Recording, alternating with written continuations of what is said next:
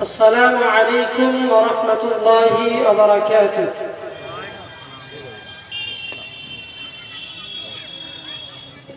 الحمد لله نحمده ونستعينه ونستغفره ونؤمن به ونتوكل عليه ونعوذ بالله من شرور أنفسنا ومن سيئات أعمالنا. من يهده الله فلا مضل له ومن يضلل فلا هادي له. ونشهد أن لا إله إلا الله وأشهد أن محمدا عبده ورسوله. يا أيها الذين آمنوا اتقوا الله حق تقاته ولا تموتن إلا وأنتم مسلمون.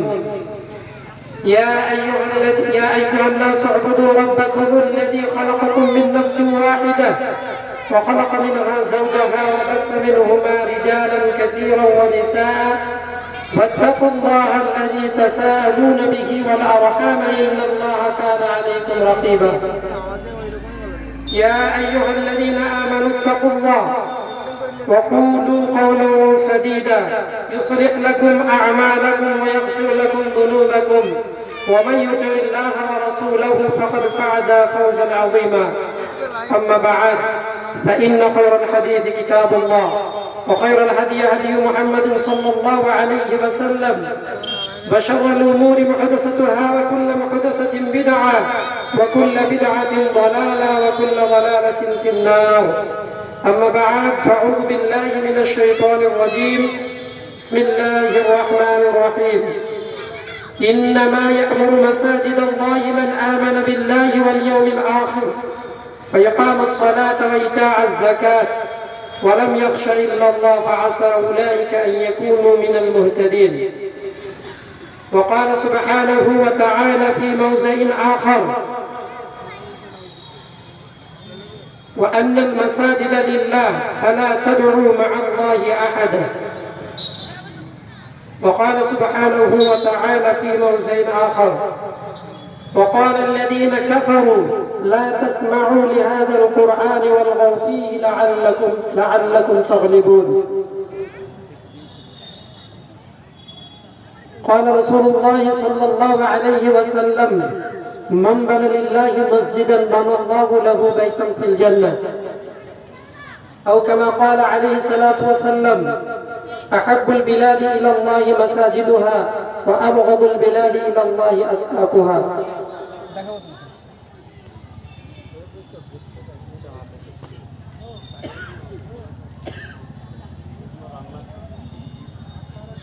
সম্মানিত শ্রোতা মণ্ডলী, কাজী শাহ পুরাতন ফিল্ডপাড়া জুমা মসজিদের উন্নতি কল্পে একটি মহৎ ইসলামিক ধর্মসভা, উক্ত সভায় আমরা সালাতুল মাগরিব আদায়ের পরে কিছু দ্বীনি আলোচনা করার এবং শোনার যে সুবর্ণ সুযোগ আল্লাহ তাআলা দান করেছেন তার বারগাহে শুকরিয়াকে জ্ঞাপন করছি, আলহামদুলিল্লাহ। তারপরে আল্লাহ সুবহানাহু ওয়া তাআলার প্রেরিত দূত সাইয়্যিদুল মুরসালিন ওয়া খাতামুন নবিয়্যিন নবী মুহাম্মদুর রাসূলুল্লাহ সাল্লাল্লাহু আলাইহি ওয়াসাল্লামের উপর দরুদ ও শান্তি দ্বারা বিবর্ষিত হোক, আমিন। আল্লাহুম্মা সাল্লি আলাইহি আল্লাহুম্মা বারিক আলাইহি, যিনি আমাদের মাঝে আমাদের মধ্যে দ্বীনে ইসলামের প্রতিটি বিষয় পুঙ্খানুপুঙ্খ রূপে বর্ণনা করে গেছেন। আপনাদের মাঝে কোরআনুল কারীম থেকে এবং নবী করিম সাল্লাল্লাহু আলাইহি ওয়াসাল্লামের পক্ষ থেকে দুইটি হাদিস পাঠ করেছি, সেগুলোকে সম্মুখে রেখেই সংক্ষিপ্ত আজকের এই দ্বীনি মজলিসের আলোচনা ইতি করার চেষ্টা করব ইনশাআল্লাহুল আজিজ। ওয়া মা তাওফীকি ইল্লা বিল্লাহ আলাইহি তাওয়াক্কালতু ওয়া ইলাইহি উনীব।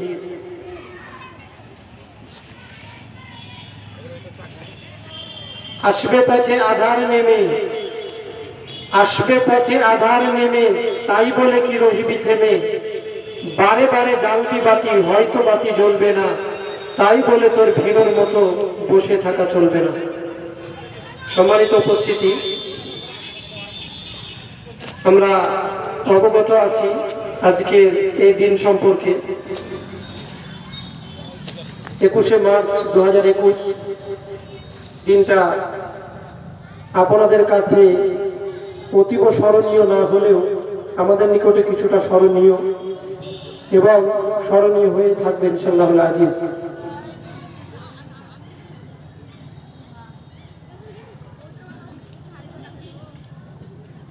বর্তমান পরিস্থিতি, বর্তমান প্রেক্ষাপট,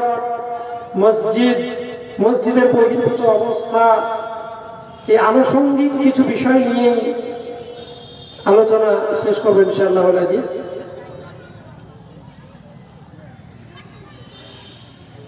আল্লাহ সুবহানাহু ওয়া তাআলা পবিত্র কোরআনে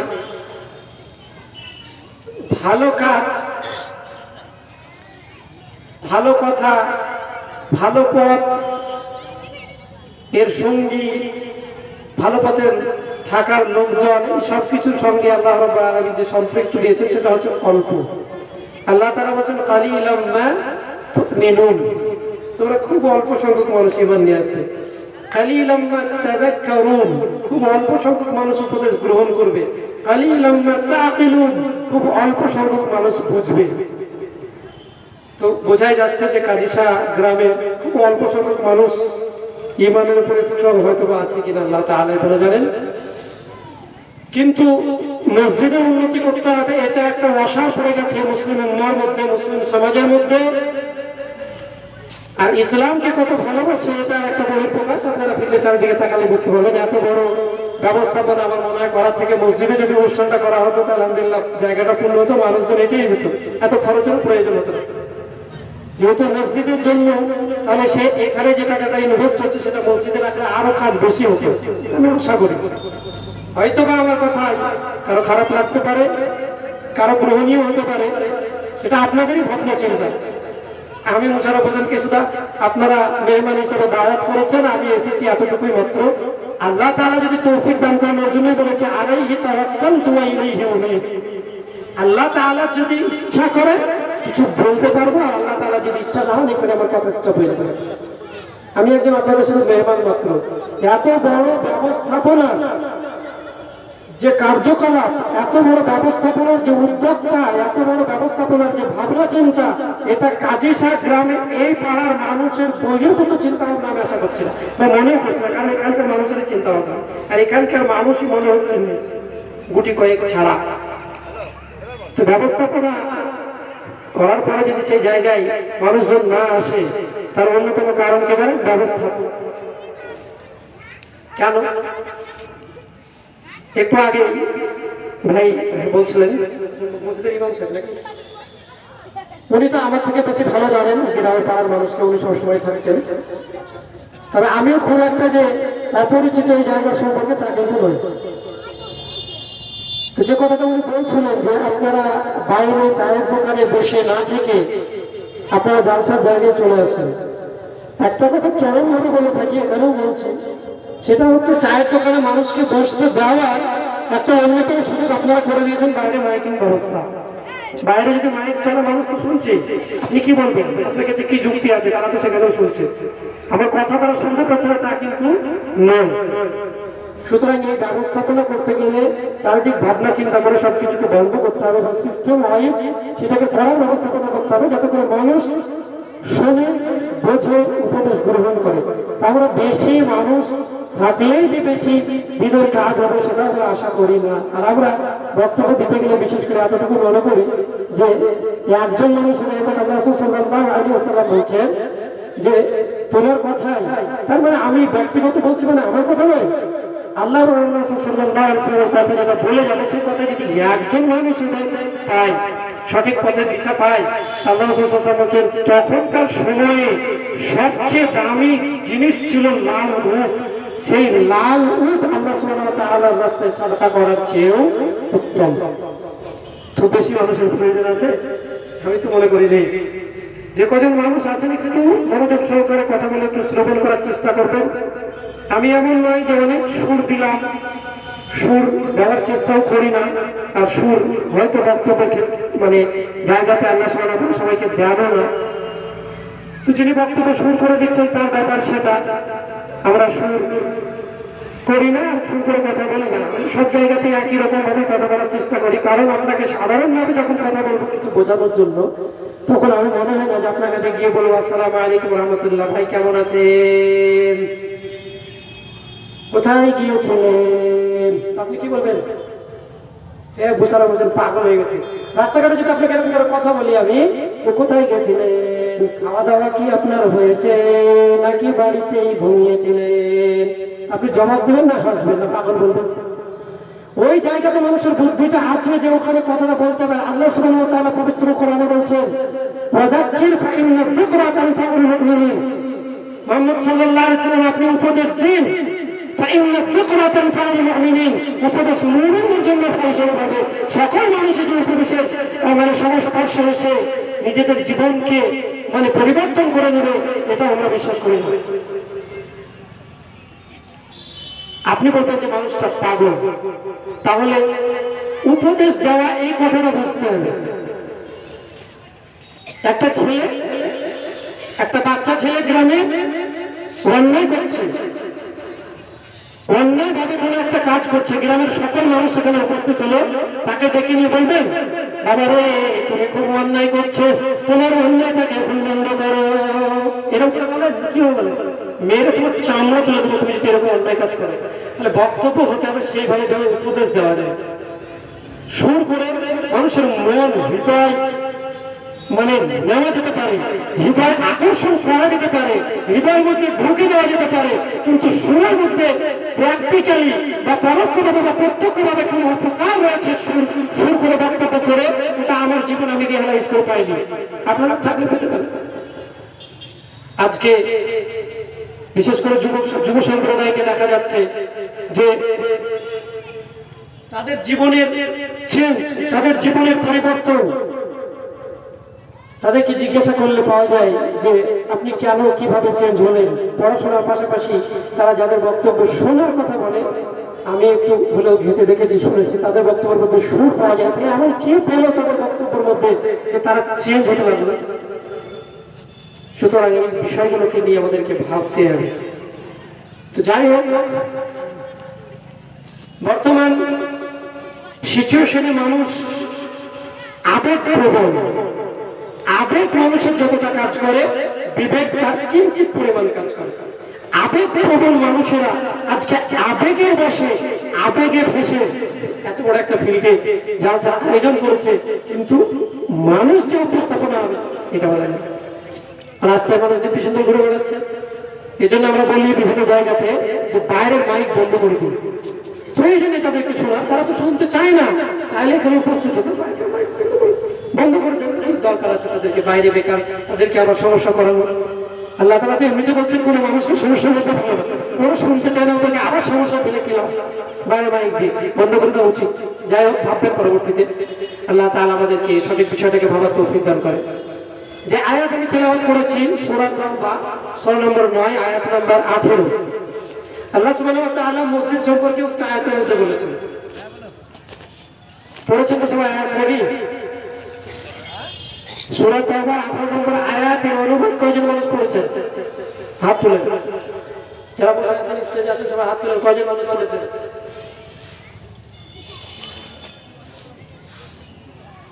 সূরা তাওবা এর 18 নম্বর আয়াতের অনুবাদ সহ কে কে পড়েছেন? আউযু বিল্লাহ। একজন ভাই হাত তুলেছেন। মসজিদ দান করছেন, মসজিদকে ভালোবাসছেন, অথচ মসজিদ সম্পর্কে আল্লাহ সুবহানাহু ওয়া তাআলা কি বলেছেন জানেন না।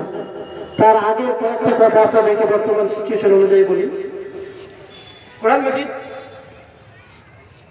30 পারা আল্লাহ সুবহানাহু ওয়া তাআলা অবতীর্ণ করেছেন। এটা নিয়ে কার কোনো মানুষের ইখতিলাফ নেই, মত পার্থক্য কোরআন মাজিদের মধ্যে নেই। কোরআন মাজিদের মধ্যে আল্লাহ সুবহানাহু ওয়া তাআলা বলছেন, আল ইয়াউমা আকমালতু লাকুম দীনাকুম ওয়া আতমামতু আলাইকুম নি'মাতি ওয়া রাদিতু লাকুম আল ইসলাম দীনা। তোমাদের জন্য কমপ্লিট জীবন ব্যবস্থা, পূর্ণাঙ্গ জীবন ব্যবস্থা হচ্ছে ইসলাম।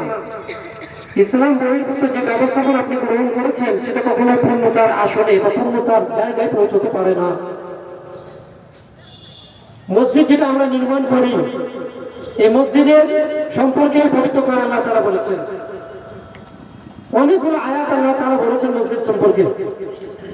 তার মধ্যে একটা অন্যতম আয়াত সূরাতুল জিন, সূরা জিনের মধ্যে আল্লাহ তাআলা বলছেন, ওয়া আন্নাল মাসাজিদা লিল্লাহ ফালা তাদউ মা'আল্লাহি আহাদা। ওয়া আন্নাল মাসাজিদা লিল্লাহ, সমস্ত মসজিদ আল্লাহ সুবহানাহু ওয়া তাআলার জন্য। ফালা তাদউ মা আল্লাহি আহাদা, আর এই মসজিদ সেখানে শুধুমাত্র আল্লাহ সুবহানাহু ওয়া তাআলার ইবাদত করা হবে, অন্য কোনো কার্যকলাপ নয়। তো এই কোরআন মাজিদ মুসলিমদের জীবন ব্যবস্থা, ভালো করে বুঝবেন, মুসলিমদের জীবন ব্যবস্থা হচ্ছে কোরআনুল কারীম, কোরআন মাজিদ। আয়েশা রাদিয়াল্লাহু তাআলা আনহাকে প্রশ্ন করা হলো যে নবী করিম সাল্লাল্লাহু আলাইহি ওয়াসাল্লামের জীবন চরিত্র কেমন ছিল। তো আয়েশা রাদিয়াল্লাহু তাআলা বলেছেন কোরআন মাজিদ, অর্থাৎ কোরআন অনুযায়ী তিনি তার জীবনকে পরিচালনা করতেন। রাসূল করিম সাল্লাল্লাহু আলাইহি ওয়াসাল্লামের মতো গুরুত্বপূর্ণ, নবী করিম সাল্লাল্লাহু আলাইহি ওয়াসাল্লামের মতো শ্রেষ্ঠ, নবী করিম সাল্লাল্লাহু আলাইহি ওয়াসাল্লামের মতো সম্মানীয় মানুষ হতে পারে, কিন্তু তার জীবন ব্যবস্থা যেটা ছিল, সেই জীবন ব্যবস্থার যে হাতিয়ার ছিল কোরআন মাজিদ, আজকেও আমাদের মধ্যে রয়েছে, কিন্তু এটা হয়ে গেছে আমাদের রাসূল ও রিওয়ায়াত। আল্লাহ রাসূল সাল্লাল্লাহু আলাইহি ওয়াসাল্লামের জীবনের মতো যদি জীবন আমরা গড়ে তুলতে না পারি, সমাজের বুকে শান্তি প্রতিষ্ঠা হবে এটা অসম্ভব ব্যাপার, ভাবাই যায় না। তো যে কথা বলছিলাম, আল্লাহ রাসূল সাল্লাল্লাহু আলাইহি ওয়াসাল্লাম বলেন লা ইয়াতি আলান নাসি জামানুন লা ইয়াবকা মিনাল ইসলামি ইল্লা ইসমুহু ওয়াল কুরআন ইল্লা রাসমুহু ওয়া মাসাজিদুহু ওয়া হিয়া খারাবু মিনাল হুদা। রাসূল করিম সাল্লাল্লাহু আলাইহি ওয়াসাল্লাম বলেন এমন একটি যুগ আসবে, লা ইয়াতি আলান নাসি জামানুন লা ইয়াবকা মিনাল ইসলামি ইল্লা ইসমুহু, মানুষের ইসলামটা অবশিষ্ট থাকবে তাদের শুধুমাত্র নামের ক্ষেত্রে। আজকে নাম নেই, আব্দুল গফফার, আব্দুল সত্তার, আব্দুল রাজ্জাক, ইসলামিক নাম রয়েছে, কিন্তু ইসলামিক কোন প্রকারের কার্যকলাপ সেই মানুষের মধ্যে নেই। মানে শুধু নামের ক্ষেত্রে ইসলাম সীমাবদ্ধ হয়েছে। এটাই রাসূল করিম সাল্লাল্লাহু আলাইহি ওয়াসাল্লাম বলতে চাইছে, লা ইয়াতি আলান নাসি জামানুন লা ইয়াবকা মিনাল ইসলামি ইল্লা ইসমুহু ওয়াল কুরআন ইল্লা রাসমুহু। কোরআন হচ্ছে রাসম ও রিওয়ায়াত, যে মুসলিমদের একটা ধর্মগ্রন্থ কোরআন বাড়িতে রাখতে হবে। কিছুদিন পরে আমাদের সামনে আগত রমজান মাস, তখন একে ঝেড়ে ঝেড়ে পরিষ্কার করতে হবে, বাড়ির মেয়েরা পড়বে, পুরুষদের মনে করে যে আমাদের পড়ার কোনো প্রয়োজন নেই। তারপরে আবার রমজান মাস শেষ, এটাকে আবার ঘরে রেখে দিতে হবে। একটা সৌন্দর্য, একটা রেওয়ায়েত যে ঘরের মধ্যে কোরআন রাখতে হবে, এটা কোরআন এই জায়গায় পৌঁছে গেছে বর্তমান প্রেক্ষাপটে। মাসাজিদুহুম ওয়া হিয়া খারাবু মিনাল হুদা, মসজিদ হবে চাকচিক্য নয়, দেখতে অতি সৌন্দর্য, টাইলস, মার্বেল, এসি সবকিছু মসজিদের মধ্যে আবদ্ধ থাকবে। ওয়া হিয়া খারাবু মিনাল হুদা, আল্লাহ রাসূল সাল্লাল্লাহু আলাইহি ওয়াসাল্লাম বলেছেন মসজিদ আবাদকারী কেউ থাকবে না, অনাবাদ হয়ে যাবে মসজিদ। বর্তমান সিচুয়েশনে একই কন্ডিশনে, একই মানে থিওরি আল্লাহ রাসূল সাল্লাল্লাহু আলাইহি ওয়াসাল্লাম যেটা বলেছেন, আল্লাহ রাসূল সাল্লাল্লাহু আলাইহি ওয়াসাল্লাম আমরা প্র্যাকটিক্যালি সেটা পাচ্ছি। জুমা মসজিদ উন্নতি কেন করা হয়? জুমার দিনে মুসল্লি হয় না, সেই জন্য। বাকি দিনগুলো কি হয়? আমাদের কথা ও কাজ আলাদা নয়, কথার সঙ্গে কাজের অমিল নয়। কথা শুনে অনেক কড়া লাগতে পারে, অনেক খারাপ হতে পারে। বাস্তবতার সঙ্গে যদি আপনি নিজেকে মিল দিন, বাস্তবতার কাছে যদি আপনি আসেন, তাহলে আপনি মসজিদ থেকে নিজেকে কতটা দূরত্ব রেখেছেন তার চিন্তা ভাবনা, আপনার কল্পনা আপনি করতে পারবেন না। যে কটা মানুষ মসজিদে সালাত আদায় করে, সেই কয়জন মানুষ তবুও সালাতের সময় মসজিদে যায়। যারা সালাত আদায় করে না, মুয়াজ্জিন যখন আহ্বান করছে হাইয়া আলাস সালাহ, তোমরা সালাতের জন্য এসো, হাইয়া আলাল ফালাহ, মুক্তির জন্য এসো, ঠিক তখনই একজন যুবক ছেলে, একজন প্রাপ্তবয়স্ক মানুষ, একজন বয়স্ক মানুষ মসজিদের সামনে দিয়ে মসজিদের পাশ দিয়ে সাইড কেটে চলে যায়। তার মানে মসজিদ থেকে তার দূরত্ব কতটা পরিমাণে তৈরি হয়েছে, এটা ভাববার বিষয়। আল্লাহ সুবহানাহু ওয়া তাআলা সূরা তাওবার উক্ত আয়াতে বলছেন, ইন্নামা ইয়া'মুরু মাসাজিদাল্লাহি মান আমানা বিল্লাহি ওয়াল ইয়াউমিল আখির। মসজিদকে নির্মাণ করে তারা যারা আল্লাহর প্রতি বিশ্বাস স্থাপন করে, আর এই ইমানদারদেরকে বলা হয় মুমিন। ঈমান থেকে একটা শর্ত নির্গত হয়েছে মুমিন। তো মুমিনরা মসজিদ নির্মাণ করবে, কথা আল্লাহ তাআলা বলেছেন ইন্নামা ইয়া'মুরু মাসাজিদাল্লাহি মান আমানা বিল্লাহি ওয়াল ইয়াউমিল আখির, কিয়ামত দিবসের প্রতি বিশ্বাস স্থাপন করবে। ওয়া ইকামাস সালাহ, সালাত তারা মসজিদের মধ্যে আদায় করবে। ওয়া ইতাআজ যাকাত, যাকাত প্রদান করবে, যাকাত আদায় করবে সমাজের বুকে। ওয়া লাম ইয়াখশা ইল্লাল্লাহ, সমস্ত বিষয়ে আল্লাহ সুবহানাহু ওয়া তাআলাকে ভয় করবে। ফাআসা উলাইকা আন ইয়াকুনু মিনাল মুহতাদিন, আল্লাহ তাআলা বলছেন ধারণা করা যায়, আল্লাহ তাআলা বলছেন, আল্লাহ তো বলে দিতে পারতেন হতে পারে এরাই, আল্লাহ তাআলা বলছেন ফাআসা উলাইকা, ধারণা করা যেতে পারে, আশা করা যেতে পারে, ফাআসা উলাইকা আন ইয়াকুনু মিনাল মুহতাদিন, এরাই আল্লাহর পক্ষ থেকে সঠিক পথ প্রাপ্ত, এরাই সঠিক পথ পাবে। শুধু মসজিদের ক্ষেত্রে টাকা দিয়ে দিয়ে মসজিদ শেষ নয়, অনেক দায়িত্ব মসজিদের রয়েছে, অনেক কর্তব্য মসজিদ কেন্দ্রিক রয়েছে। আজকে মসজিদের সঠিক ব্যবহার আমরা জানি না। আপনাদের একটা জিনিস না বললেও নয়, ভালো লাগছে আলহামদুলিল্লাহ, সেটা হলো যে দান করার পরে যে প্রথাগত বর্তমান প্রেক্ষাপটে চলছে যে দোয়ার পদ্ধতি, নবী আকরাম সাল্লাল্লাহু আলাইহি ওয়াসাল্লাম থেকে কোথাও প্রমাণ নেই যে কোনো ব্যক্তি দান করলে তার জন্য হাত তুলে বিভিন্ন ছন্দ মিলিয়ে দোয়া করতে হবে। দুঃখজনক হলেও সত্য, ওই ছন্দকারী বক্তা না হলে নাকি টাকা ওঠে না। প্রত্যেক ফরজ নামাজের পরে যে ব্যক্তিরা প্রকৃত নামাজি, তারা আল্লাহ সুবহানাহু ওয়া তাআলার কাছে বলে আল্লাহুম্মা লা মানিয়া লিমা আতাইতা ওয়া লা মুতিয়া লিমা মান আ'তা ওয়া লা ইয়ানফা'ু যাল জাদ্দি মিনকাল জাদ্দ। আল্লাহকে বলছে আল্লাহুম্মা, হে আল্লাহ, লা মানিয়া লিমা আতাইতা, লা মানিয়া লিমা আতাইতা, যেটা তুমি দিতে চাও, লিমা আতাইতা, কারোর ক্ষমতা নেই সেটাকে রোধ করা। আল্লাহ সুবহানাহু ওয়া তাআলা যদি টাকার ব্যবস্থা করে দেন, তো কোনো পার্থক্য জীবনে কোনো মানুষের না আসার কারণে সেই টাকা রোধ হতে পারে। এটা মুসলিমদের আকীদা গো, অন্য কোনো মানুষের নয়। আকীদাতে গন্ডগোল রয়েছে, বাকি বিষয় ছেড়ে দিন। তারপরে দোয়ার ক্ষেত্রে কত বড় বড় যে ভুল করে যাচ্ছে, বেশি বকলে মানুষ ভুল করবে, এটা তো স্বাভাবিক কথা। তো একটা শ্লোক তো মুখস্থ নেই আমাদের, একটা বলার জন্য একটু মানে একজনের কাছে একটু কপি করেছি। তো কারণ নামের সঙ্গে মিলে গেলে তিনি মনে করবেন না যে তাকেই বলছি, কেউ থাকতে পারেন, আমি জানি না সবার নাম। তো কেউ একজন 200 টাকা দিয়েছে, এখন ওই ব্যক্তির নাম হচ্ছে রফিকুল।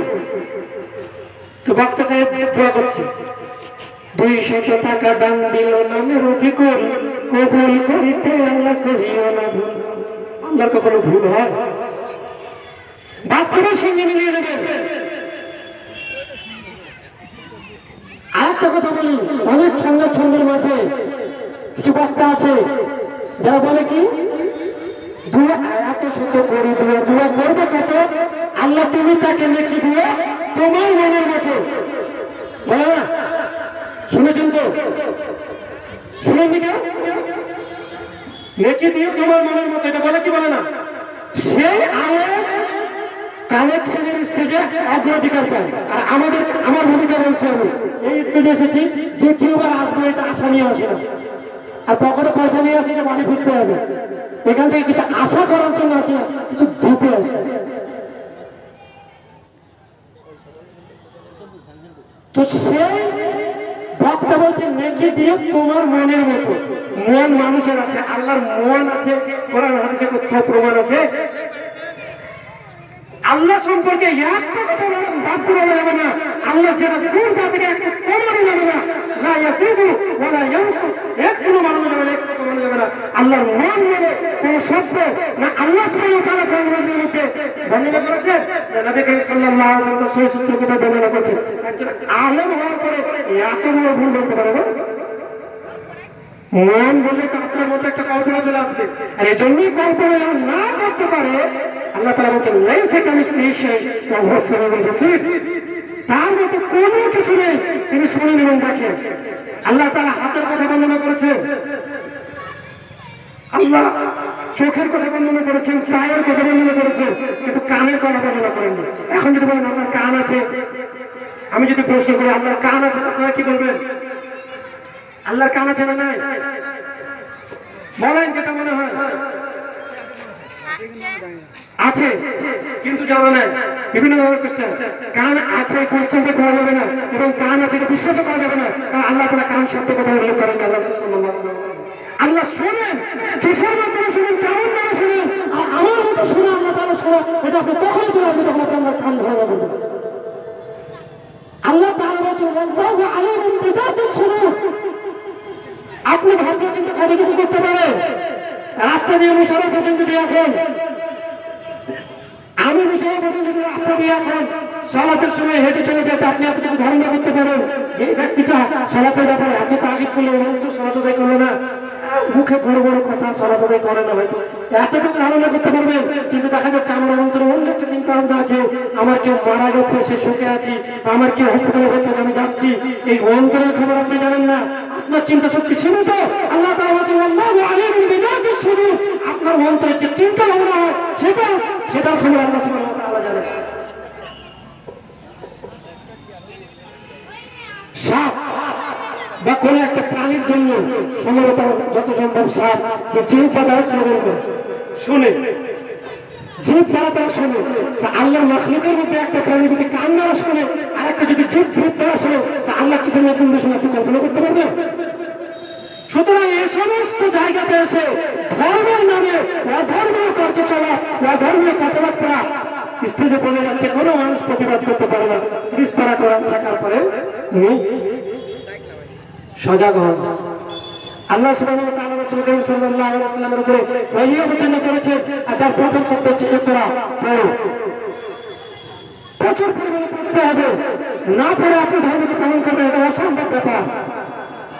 আল্লাহ সুবহানাহু ওয়া তাআলা আপনার পড়ার উপকরণগুলো আল্লাহ তাআলা বলছেন, ইকরা বিসমি রাব্বিকাল্লাযী খালাক, খালাকাল ইনসানা মিন আলাক, ইকরা ওয়া রাব্বুকাল আকরাম আল্লাযী আল্লামা বিল কলম, আল্লামাল ইনসানা মা লাম ইয়ালাম। আকীদা, বিশ্বাস, একে সংশোধন করা মুসলিমদের অতীব জরুরি বিষয়। আকীদায় গন্ডগোল থাকলে মানুষ জান্নাত যাওয়া অসম্ভব ব্যাপার।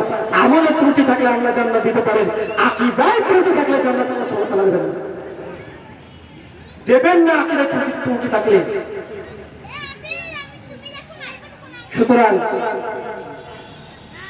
সেই বিষয়ের দিকে, আকীদার দিকে আমাদেরকে ধাবিত হতে হবে, আকীদা সম্পর্কে সজাগ হতে হবে, আকীদা সম্পর্কে জানতে হবে, বুঝতে হবে। আল্লাহ বলছেন ইকরা বিসমি রাব্বিকাল্লাযী খালাক, তুমি পড়ো তোমার সেই প্রভুর নামে যিনি তোমাকে সৃষ্টি করেছেন।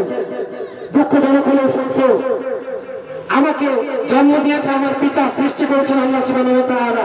হে মানুষ, নিজের জন্মদাতাকেও চেনে না, সৃষ্টিকর্তাকে কি করে চিনবে? কোন ব্যবস্থাপনা আছে সমাজের মুখে, কোন ব্যবস্থাপনা যেখান থেকে সৃষ্টিকর্তাকে চিনবে?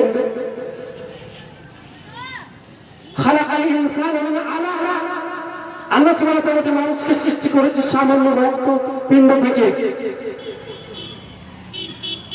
ইকরা ওয়া রাব্বুকাল আকরাম, পড়ো তোমার সেই সম্মানীয় প্রভুর নামে যিনি অতীব সম্মানীয়। আল্লাযী আল্লামা বিল কলম, যিনি তোমাদেরকে কলম দ্বারা শিক্ষা দিয়েছেন। তাহলে শিক্ষার যে একটা উপকরণ কলম, সে কথাটা আল্লাহ সুবহানাহু ওয়া তাআলা উল্লেখ করছেন। আল্লামাল ইনসানা মা লাম ইয়ালাম, আল্লাহ সুবহানাহু ওয়া তাআলা মানুষকে সেই শিক্ষা দিয়েছেন যা মানুষ জানতো না। এই জায়গাতে এসে একটি কথা আপনার সঙ্গে শেয়ার করি। মুসলিম, অনেক মানুষ নিজেকে মুসলিমই দাবি করছে, সবাই বলছে আমরা সত্য। সত্যের মাপকাঠি কোরআন এবং সুন্নাহ, সত্যের মাপকাঠি কোরআন এবং সুন্নাহ। আব্দুল কাদের জিলানী রাহিমাহুল্লাহ, যার নাম অনেকে শুনেছেন, বড় পীর হিসেবে পরিচিত, তার সম্মানকে মানুষ বৃদ্ধি করতে করতে করতে করতে এমন একটা পর্যায়ে নিয়ে গেছে, বলছে মায়ের পেট থেকে বেরোনোর পূর্বে 15 পারা কোরআনের হিফজ তিনি মায়ের পেটে কমপ্লিট করে বেরিয়েছেন। বিশ্বাস হয়?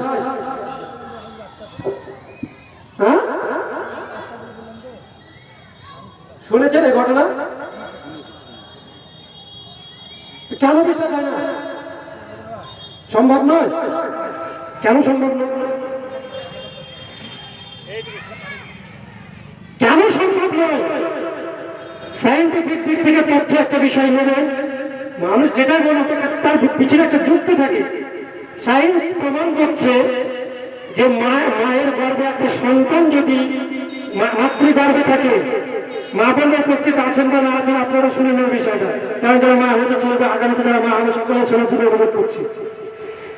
বাচ্চার প্রভাব মায়ের কার্যকলাপ রীতিনীতি পড়াশোনার উপরে পড়ে। এর একটা অন্যতম সায়েন্টিফিক তথ্য দিচ্ছে মুরগির বাচ্চাকে নিয়ে। দেখবেন একসঙ্গে দুটো মুরগির এই জায়গাতে 10টা ডিম বসাবেন, এই জায়গাতে 10টা ডিম বসাবেন, এর বুকের তলে 10টা ডিম থাকলে ওর বুকের তলে দিয়ে বাচ্চা হলে 10-20টা বাচ্চাকে এক জায়গায় করে ছেড়ে দেন। মাইক ম্যান আপনি কোথায় আছেন? মাইক ম্যান আপনি কোথায় আছেন? আপনার মাইকের কথা ক্লিয়ার আসছে না, আপনি তাড়াতাড়ি মাইকের ব্যবস্থা করুন। এগুলো একটা চরম ক্যান্সার, বক্তব্যের মিডিলে বাধা, এগুলো একটা বিশাল ক্যান্সার সমাজের পক্ষে। এগুলো আগে থেকে সারাদিন চলছে। মাইক ম্যানদের আরো বেশি নজর রাখা দরকার, পয়সা তো এমনি নেবে না। সুতরাং প্রয়োজন মাফিক আলোচনাতে মনোযোগ হারিয়ে যায়, আলোচনা করতে ইচ্ছেও করে না। সুতরাং তোমাদেরকে বলছে যেখানে দায়িত্ব পালন করবে আল্লাহর রাস্তায় দায়িত্ব পালন করো। টাকা নিয়ে মাইকে ঘুরে বসে থাকো সারাদিন, ধরে মাইকে ঠিক করার ব্যবস্থা করো। তো যাই হোক, 20টা মুরগির বাচ্চাকে এক করে ছেড়ে দেন, যার যে 10টা সে 10টা আপন দিকে চলে যাবে, এর 10টা থেকে 5টা ওইদিকে কখনোই যাবে না। আপনি পরীক্ষা করে দেখে নেবেন। তার মানে ওর বুকের কাছে থেকে থেকে ও বুঝে গেছে ওর প্রভাব পড়ে গেছে। ঠিক মানুষের ক্ষেত্রেও তেমন, ঠিক তেমন। তো মাতৃগর্ভে যদি প্রভাব পড়ে তাহলে 30 পারার মধ্যে 15 পারা কোরআন যদি তার মা শুনে থাকে বা পড়ে থাকে তাহলে সে মুখস্থ করে পড়বে, এটা সম্ভব নয়। কি বলছেন? হ্যাঁ, সম্ভব নয়। কেন নয়? কোনো জ্ঞান নেই। আপনারা কি বলছেন? সবাই, একজন ব্যক্তি বলেছে, সবার কাছ থেকে উত্তর চাইছি, কেউ কিন্তু সাড়া দিচ্ছেন না। আমি প্রশ্ন করবো, উত্তর নেব, বক্তব্য আগে আগে হবে, না এই পর্যন্ত বক্তব্য শেষ। বক্তব্যকে আর আগে নিয়ে যেতে চান না, এখানে শেষ। সকলে বলেন সম্ভব কি সম্ভব নয়? সম্ভব নয়, কারণ বুদ্ধি তখন পর্যন্ত আল্লাহ দিলে হবে। একজন ব্যক্তি বলেছেন মানবেন না, কেউ বলেছেন আল্লাহ দিলে সম্ভব, কেউ বলেছেন বাচ্চার বিবেক বুদ্ধি নেই। কোরআন কি তার সমাধান দিয়ে যায়নি? বলতে পারলেন না একজনও মানুষ যে আল্লাহ সুবহানাহু ওয়া তাআলা কোরআনে বলেছেন আল্লাহু আখরাজাকুম মিন বুতুনি উম্মাহাতিকুম লা তা'লামুনা শাইআ। লজ্জা লাগছে আমার, একটা মুসলিম বলতে পারলো না কোরআন মাজিদে আল্লাহ নিজে বলছেন আল্লাহু আখরাজাকুম মিন বুতুনি উম্মাহাতিকুম লা তা'লামুনা শাইআ। মুসলিম নাম করে ইসলামের দোহাই দিয়ে মুসলিমকে মুশরিক বানাচ্ছে এক শ্রেণীর মানুষ আব্দুল কাদের জিলানীর নাম দিয়ে, যার সম্পর্কে আছে যে তিনি একজন খাঁটি মুসলিম ছিলেন। তিনি নিজেকে পীর দাবি করে যাননি, পরবর্তীতে তার অনুসারী কিছু বেরিয়েছে তারা তাকে পীর দাবি করেছে।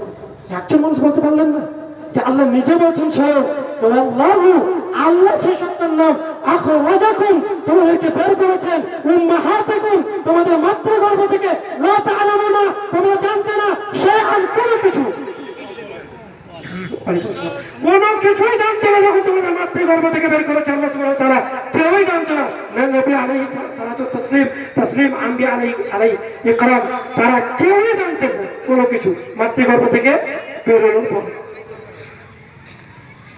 একজন মানুষ যদি মানে এই উত্তরটা দিতে পারতেন যে কোরআনে আল্লাহ তাআলা নিষেধ করেছেন, যেহেতু কোরআনে আল্লাহ বলেছেন যে ওমান আসদাকু মিনাল্লাহি হাদিসা, আল্লাহর যে সত্য কথা আর কার হতে পারে, একটু মানতাম যে কাজী সাগরের মানুষের স্ট্রং কিছুটা কোরআনের মধ্যে আছে। কেউ বলতে পারলাম না। আপনি বলছেন পীর মানা হারাম, পীর মানা যাবে না। কেন যাবে না? আপনি বলছেন আল্লাহকে বাদ দিয়ে পীরকে মেনে নিচ্ছে। সে যদি বলে যে আমি আল্লাহকে মানি তারপরে পরে পীরকে মানে, আপনি কি যুক্তি দেবেন? কোরআন তার সমাধান দিয়ে গেছে। কোরআন পড়েন কখন? এখন এখানে একটা খবর সংবাদ প্রচার হচ্ছে যে কোরআনের 26টা আয়াতকে ভারতবর্ষের বুক থেকে ব্যান করা হবে, বন্ধ করে যাবে। কি ভাবছেন? কি ভেবেছেন? এ নিয়ে কোনো চিন্তা ভাবনা আছে? ওই এনআরসি আর এনপিআর এর মতো কিছুদিন লাঠি নামনা নিয়ে বাইরে বেরোবেন আর বলবেন হ্যাঁ কোরআন বন্ধ করার কত সাহস থেকে কোরআনের জন্য জান দিয়ে দেবো। ও বাটা একদিনও মসজিদ যায়নি, বেরিয়ে যাবে, রক্ত ঝরিয়ে ফেলবে। কোরআনের জন্য জান দিয়ে দেবো, কোরআন জান দেওয়ার জন্য বলেনি, কোরআনকে বোঝার জন্য কোরআন এসেছে। কোরআন আল্লাহ তাআলা বলছেন, কোরআন মাজিদে কয়েক জায়গাতে আল্লাহ তাআলা বলছেন যে কোরআনকে নিয়ে তোমরা গবেষণা কেন করো না, কোরআনকে নিয়ে চিন্তা ভাবনা কেন করছো না,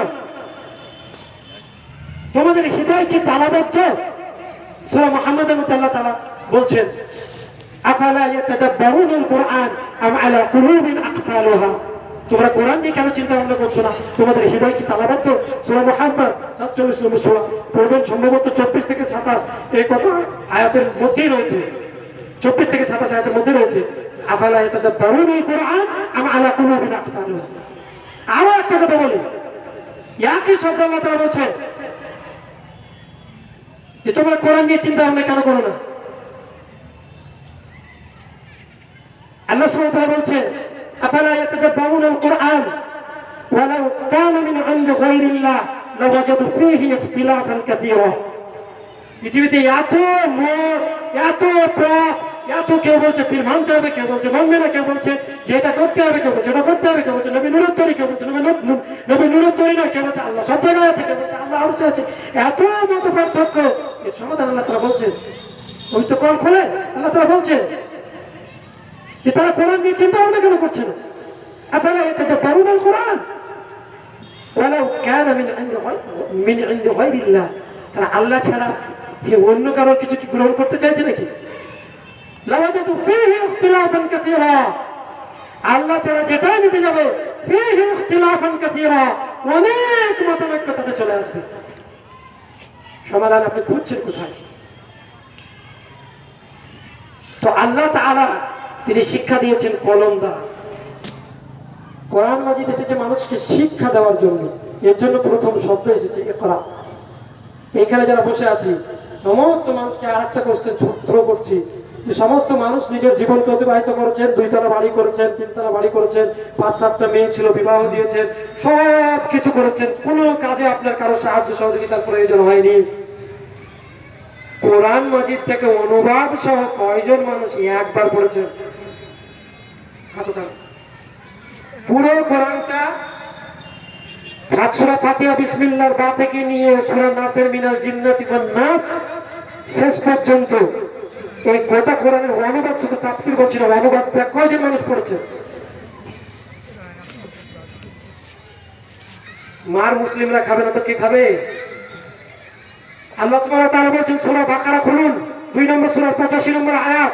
আল্লাহ বলেন আফাতুমিনুনা বিবাদিল কিতাবি ওয়া তাকফুরুনা বিবাদ ফামা জাযাউ মান ইয়াফআলু যালিকা মিনকুম ইল্লা খিজয়ুন ফিল হায়াতিদ দুনিয়া ওয়া ইয়াওমাল কিয়ামাতি ইউরাদ্দুনা ইলা আশাদ্দিল আযাব ওয়া মাল্লাহু বিগাফিলিন আম্মা তা'মালুন। এত সহজ কথা নয়, পবিত্র কোরআন সব কিছু বলে গেছে, সব কিছু রয়েছে, পড়ছেন না।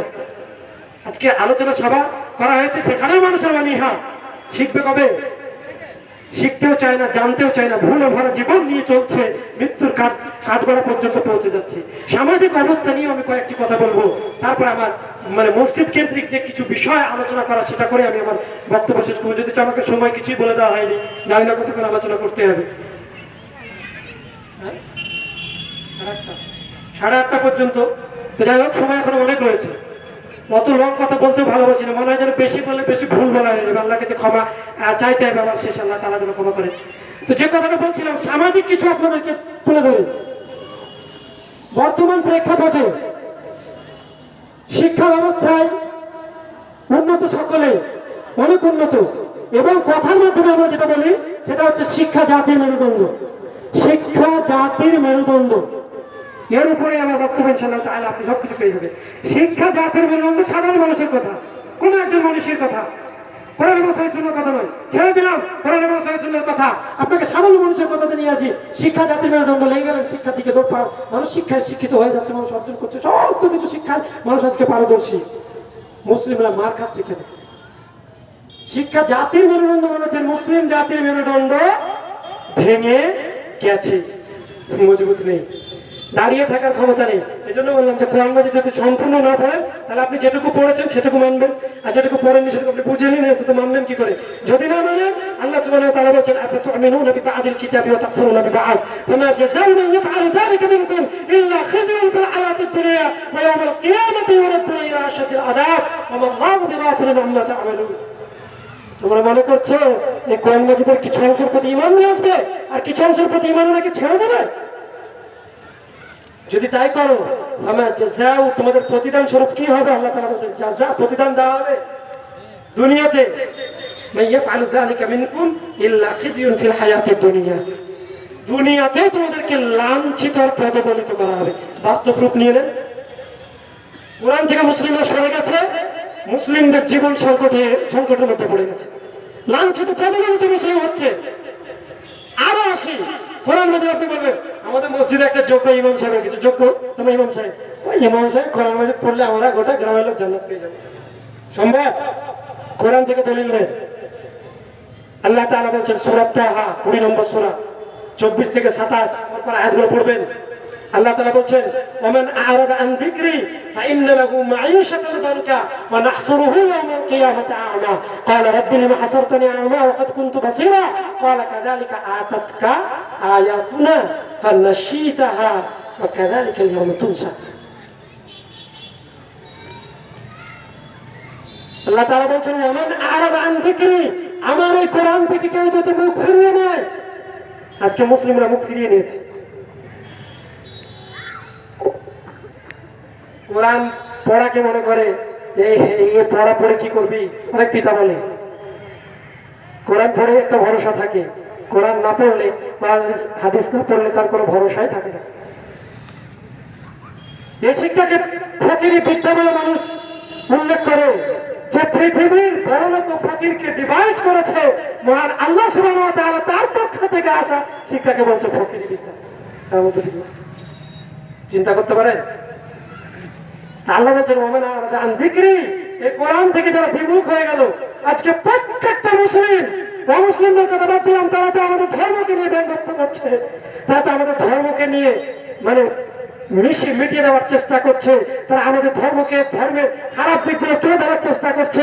এগুলো তো তাদের কার্যকলাপ, তারা তো করবে, কারণ আল্লাহ সুবহানাহু ওয়া তাআলা পবিত্র কোরআনে বলছেন আল্লাযীনা আমানু ইউকাতিলুনাহুম ফি সাবিলিল্লাহ ওয়াল্লাযীনা কাফারু ইউকাতিলুনাহুম ফি সাবিলিত তাগুত।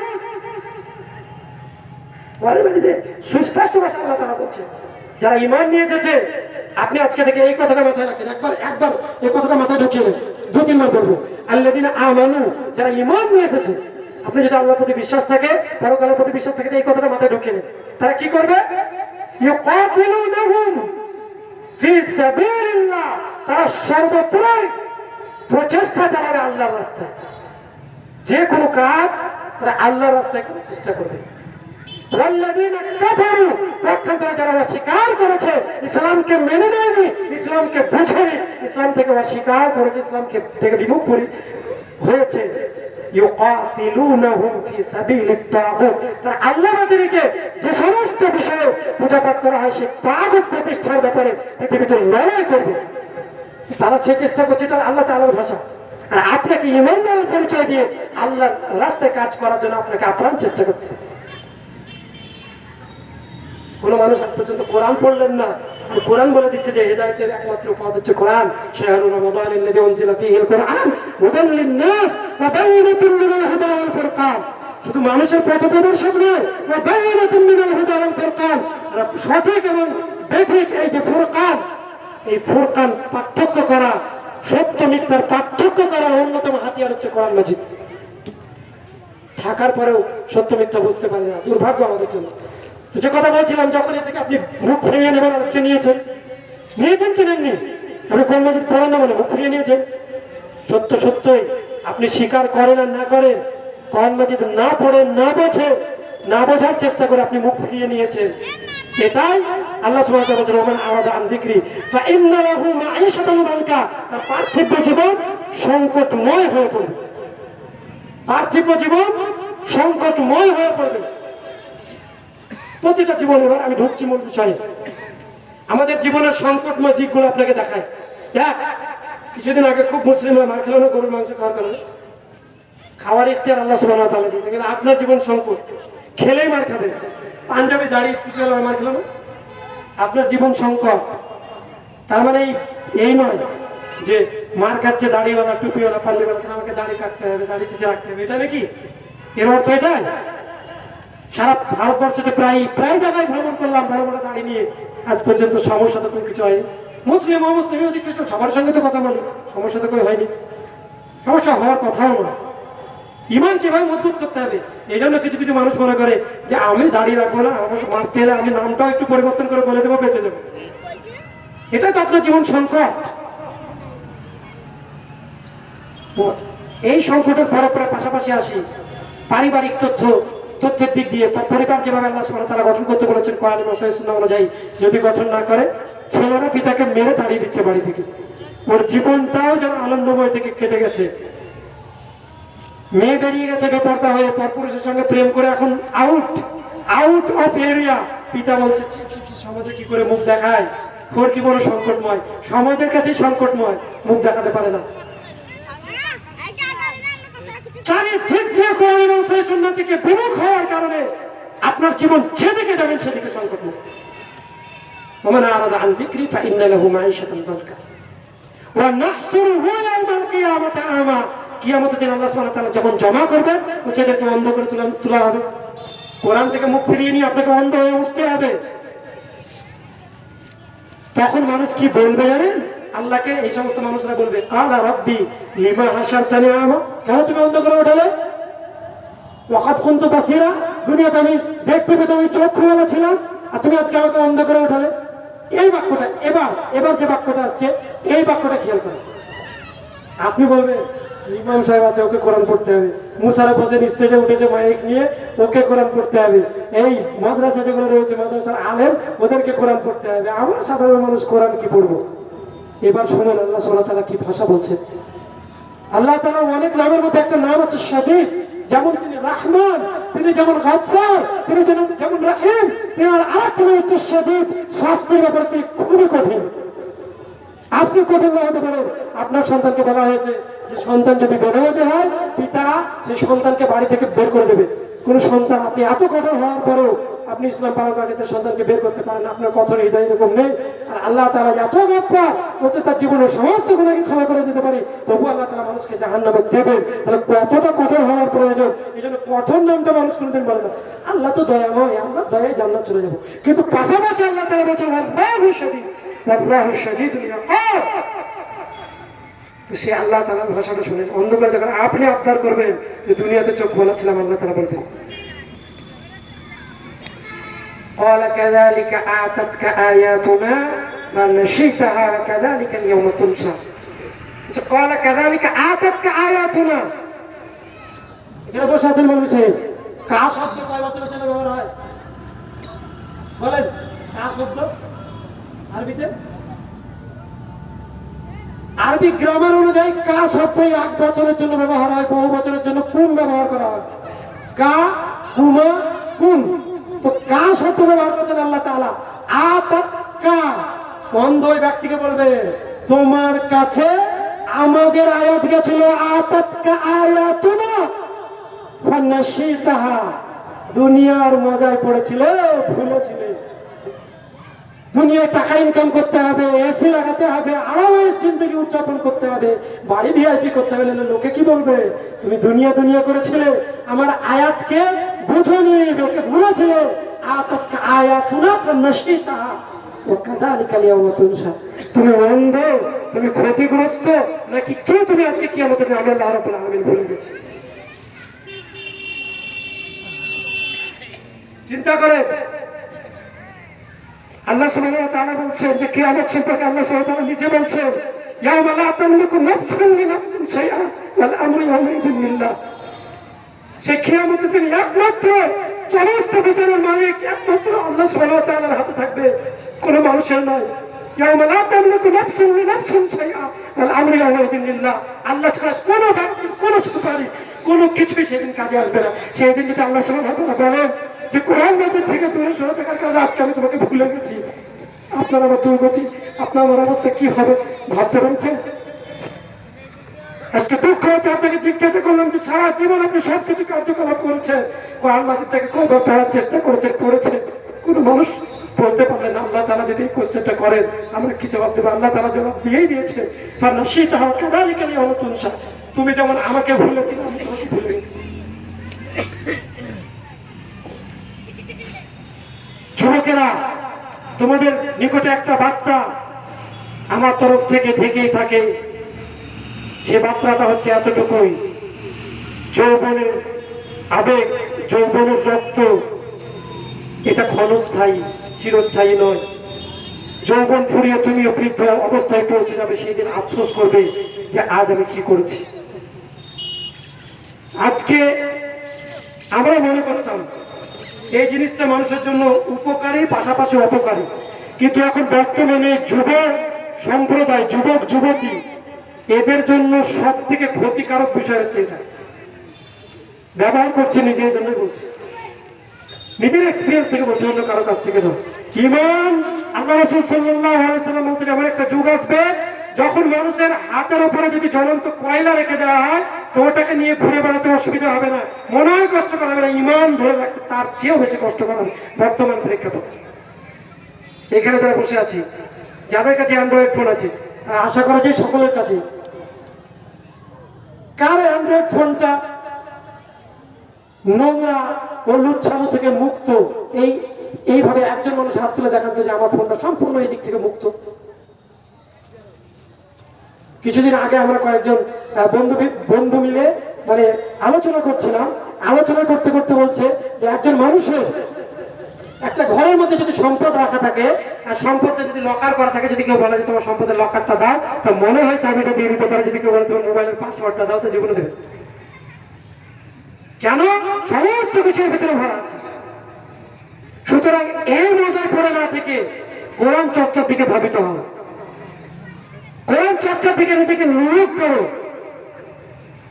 বারবার আমরা বলছি যে মেয়েদেরকে পর্দার সঙ্গে রাস্তায় বেরোতে হবে, পর্দাবিহীন রাস্তায় বেরোনো যাবে না, পর্দা ছাড়া রাস্তায় ঘোরাফেরা করা যাবে না, পর্দার এই বিষয়, এই বিষয়, ওই বিষয়, পর্দা না হলে এই হবে, ওই হবে, তাই ইত্যাদি বহুত কথা আমরা শুনলাম। কোরআনে বলছে ফল কিন্তু হয় না। কেন? প্রয়োগ নেই। যে বেনামাজি দূর করার প্রয়োগ, যে সামাজিক ব্যবস্থাপনা, বায়ান্ন ওলামায়ে কেরাম কোরআন এবং সুন্নাহ থেকে বের করে বলে দিয়েছে, আপনি সমাজের মধ্যে অ্যাপ্লাই করেন, কালকে দেখবেন নামাজের সংখ্যা বেড়ে গেছে, বাড়তেই হবে ইনশাআল্লাহ। সেটা আল্লাহর ভয় হোক বা দুনিয়ার ভয় হোক, বাড়বে। পক্ষান্তরে সেই মানুষটা নামাজ পড়তে পড়তে আল্লাহর ভয় অটোমেটিক আসবে। কি বেনামাজিদের ব্যাপারে শুধু বিষয়গুলো বলুন, বেনামাজি সম্পর্কে বলতে গেলে অনেক বলা যায়। আমি বলছি না বেনামাজি মুসলিম নয়, আপনি রেখে যেতে পারেন। আল্লাহ রাসূল সাল্লাল্লাহু আলাইহি ওয়াসাল্লাম সমাধান দিয়েছেন, আল্লাহ তাআলা সমাধান দিয়েছেন। পবিত্র কোরআনে আল্লাহ সুবহানাহু ওয়া তাআলা ডিরেক্টলি বলছেন, ইনডিরেক্টলি নয়, ডিরেক্টলি আল্লাহ তাআলা বলছেন আকিমুস সালাত ওয়া লা তাকুনুনা মিনাল মুশরিকিন। তোমরা সালাত আদায় করো, ওয়া লা তাকুনুনা মিনাল মুশরিকিন, আর মুশরিকদের সাদৃশ্য অবলম্বন করো না।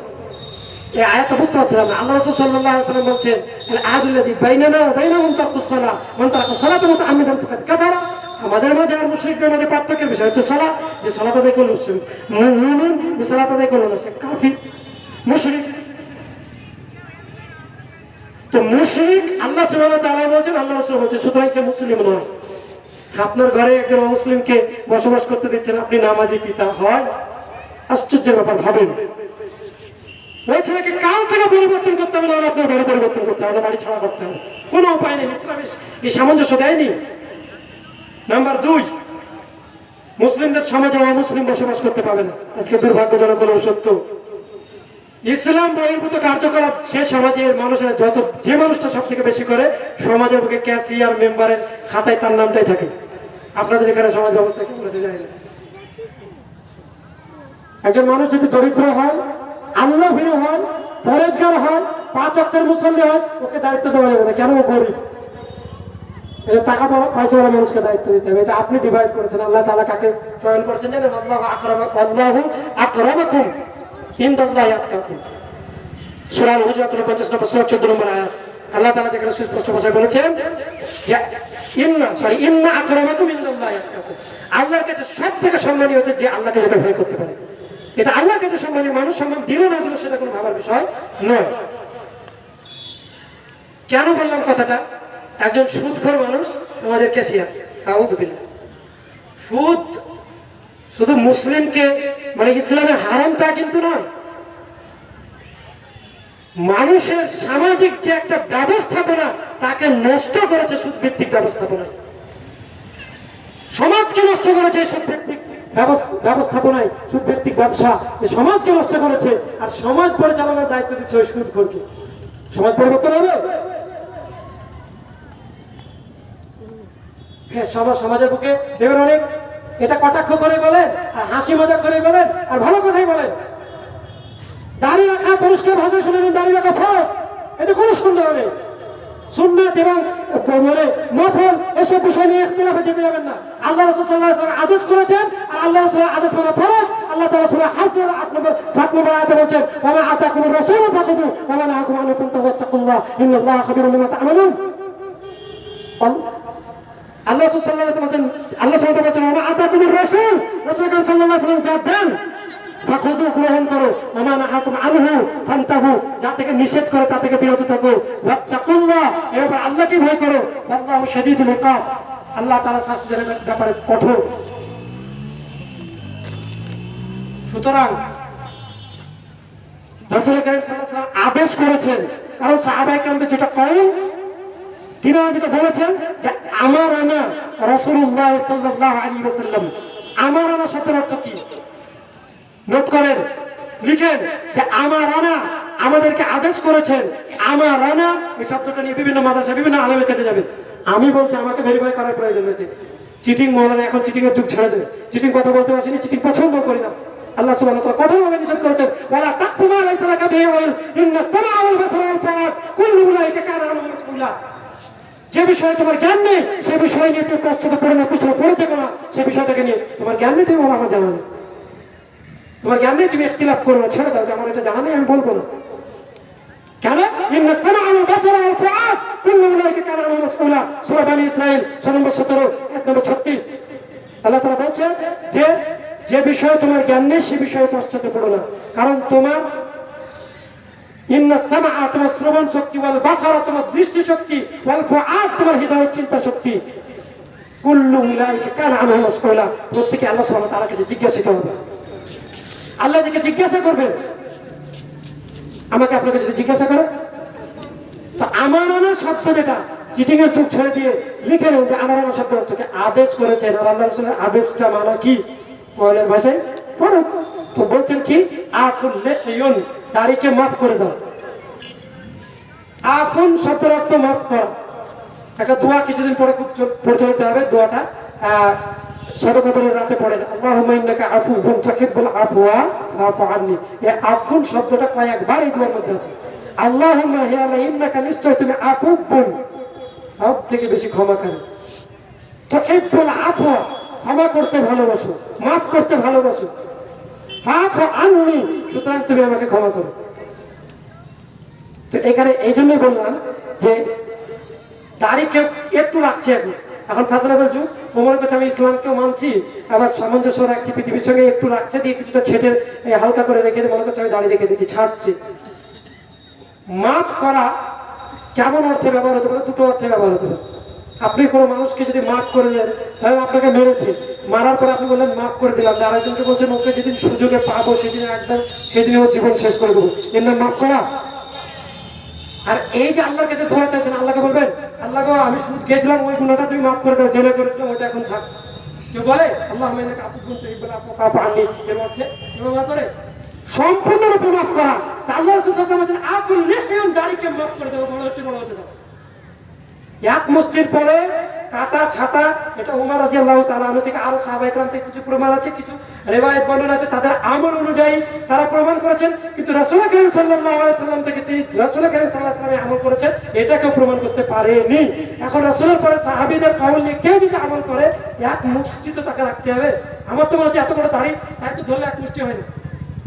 আপনার কত বড় যে আপনার, আর কেউ কেউ মানুষ তো নেই খুব। আপনি কে নিয়ে আল্লাহ সুবহানাহু ওয়া তাআলা দরবারে আপনি উপস্থিত হবেন? যেদিকে যাচ্ছে সেটাই ফেল। আপনি কোরআন মাজিদ পড়েছেন তো বলছেন পড়েননি, আপনি কোরআন মাজিদ পড়ার চেষ্টা করছেন না, করেননি, সেদিনই আল্লাহর কাছে ধরা পড়বেন। আল্লাহ রাসূল যখন আল্লাহ বলবে যে কোরআনে বলেছিলাম সূরা আসর পড়নি, রাসূল সাল্লাল্লাহু আলাইহি ওয়াসাল্লাম যা দিয়েছে তা গ্রহণ করে, এটা তো তোমরা জেনেছিলে। যদি এখনো কেউ জেনে না থাকেন, এখন তো জেনে গেলেন, যারা মাইকে শুনছে তারাও জেনে গেল, সবাই জেনে গেল। তখন আল্লাহ যদি কোশ্চেন করেন যে অমুক ব্যক্তি গিয়েছিল, জিজ্ঞাসা করবেন। কোরআন সূরা মুলক 67 নম্বর সূরা 9 নম্বর আয়াত, আলাম ইয়াতিকুম নাযীর ক্বালু বালা ক্বাদ জাআনা নাযীর ফাকাদ্দাবনা ওয়া কুল্লু মা নাযালাল্লাহু মিন শাইইন ইন আনতুম ইল্লা ফি দালালিন কাবীর। বিরাজনের কথা বলার চেষ্টাই করি না। আল্লাহ তাআলা বলছে যে তোমাদেরকে সেদিন মানুষকে জিজ্ঞাসা করবে যে আলাম ইয়াতিকুম নাযীর, তোমাদের কাছে উপদেশদাতা কথাবার্তা বলবে কোরআন মাজিদ, এরকম কেউ আসেনি? আমাদের উত্তর কি থাকবে? যদি জানার পরে না মানার চেষ্টা করি, না মানি, তাহলে এসেছে কোন ব্যক্তি এখানে এসে উপস্থিত হয়ে বলেছেন জুমার খুতবায় আপনাদের ইমাম সাহেব প্রত্যেক খুতবায় কিছু না কিছু উপদেশ দিচ্ছেন, প্রত্যেকটা বিষয় সম্পর্কে আল্লাহ তাআলা জিজ্ঞাসা করবেন আলাম ইয়াতিকুম নাযীর, উপদেশদাতা কেউ কেউ আসেনি? ক্বালু বালা ক্বাদ জাআনা নাযীর, বালা অবশ্যই নাযীর, আমাদের কাছে উপদেশদাতা এসেছিল।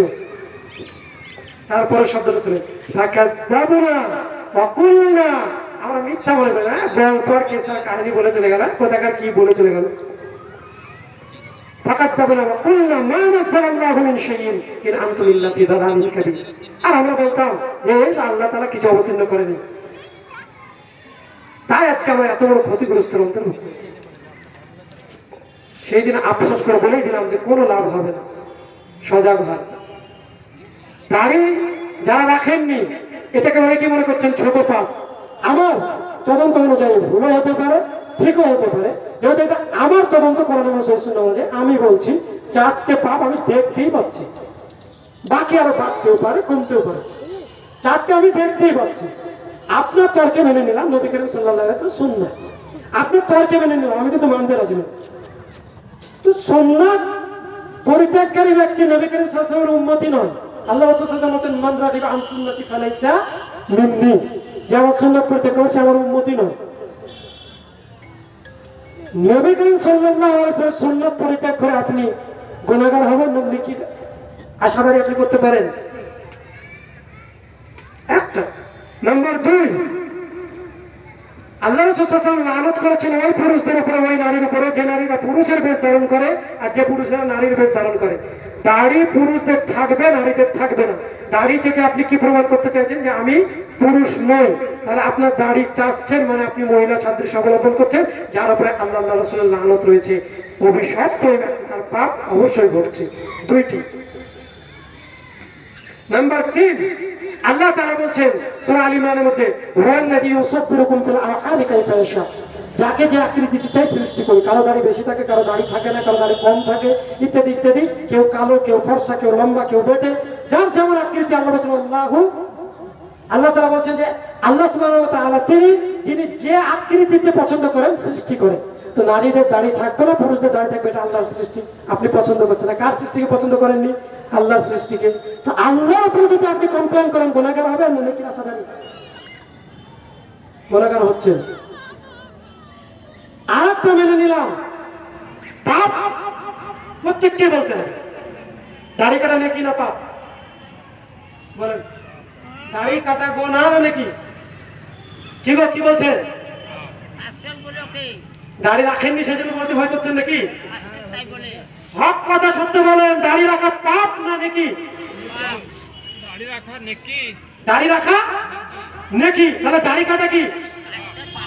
দাড়ি কাটা পাপ, আপনারাই বলছেন।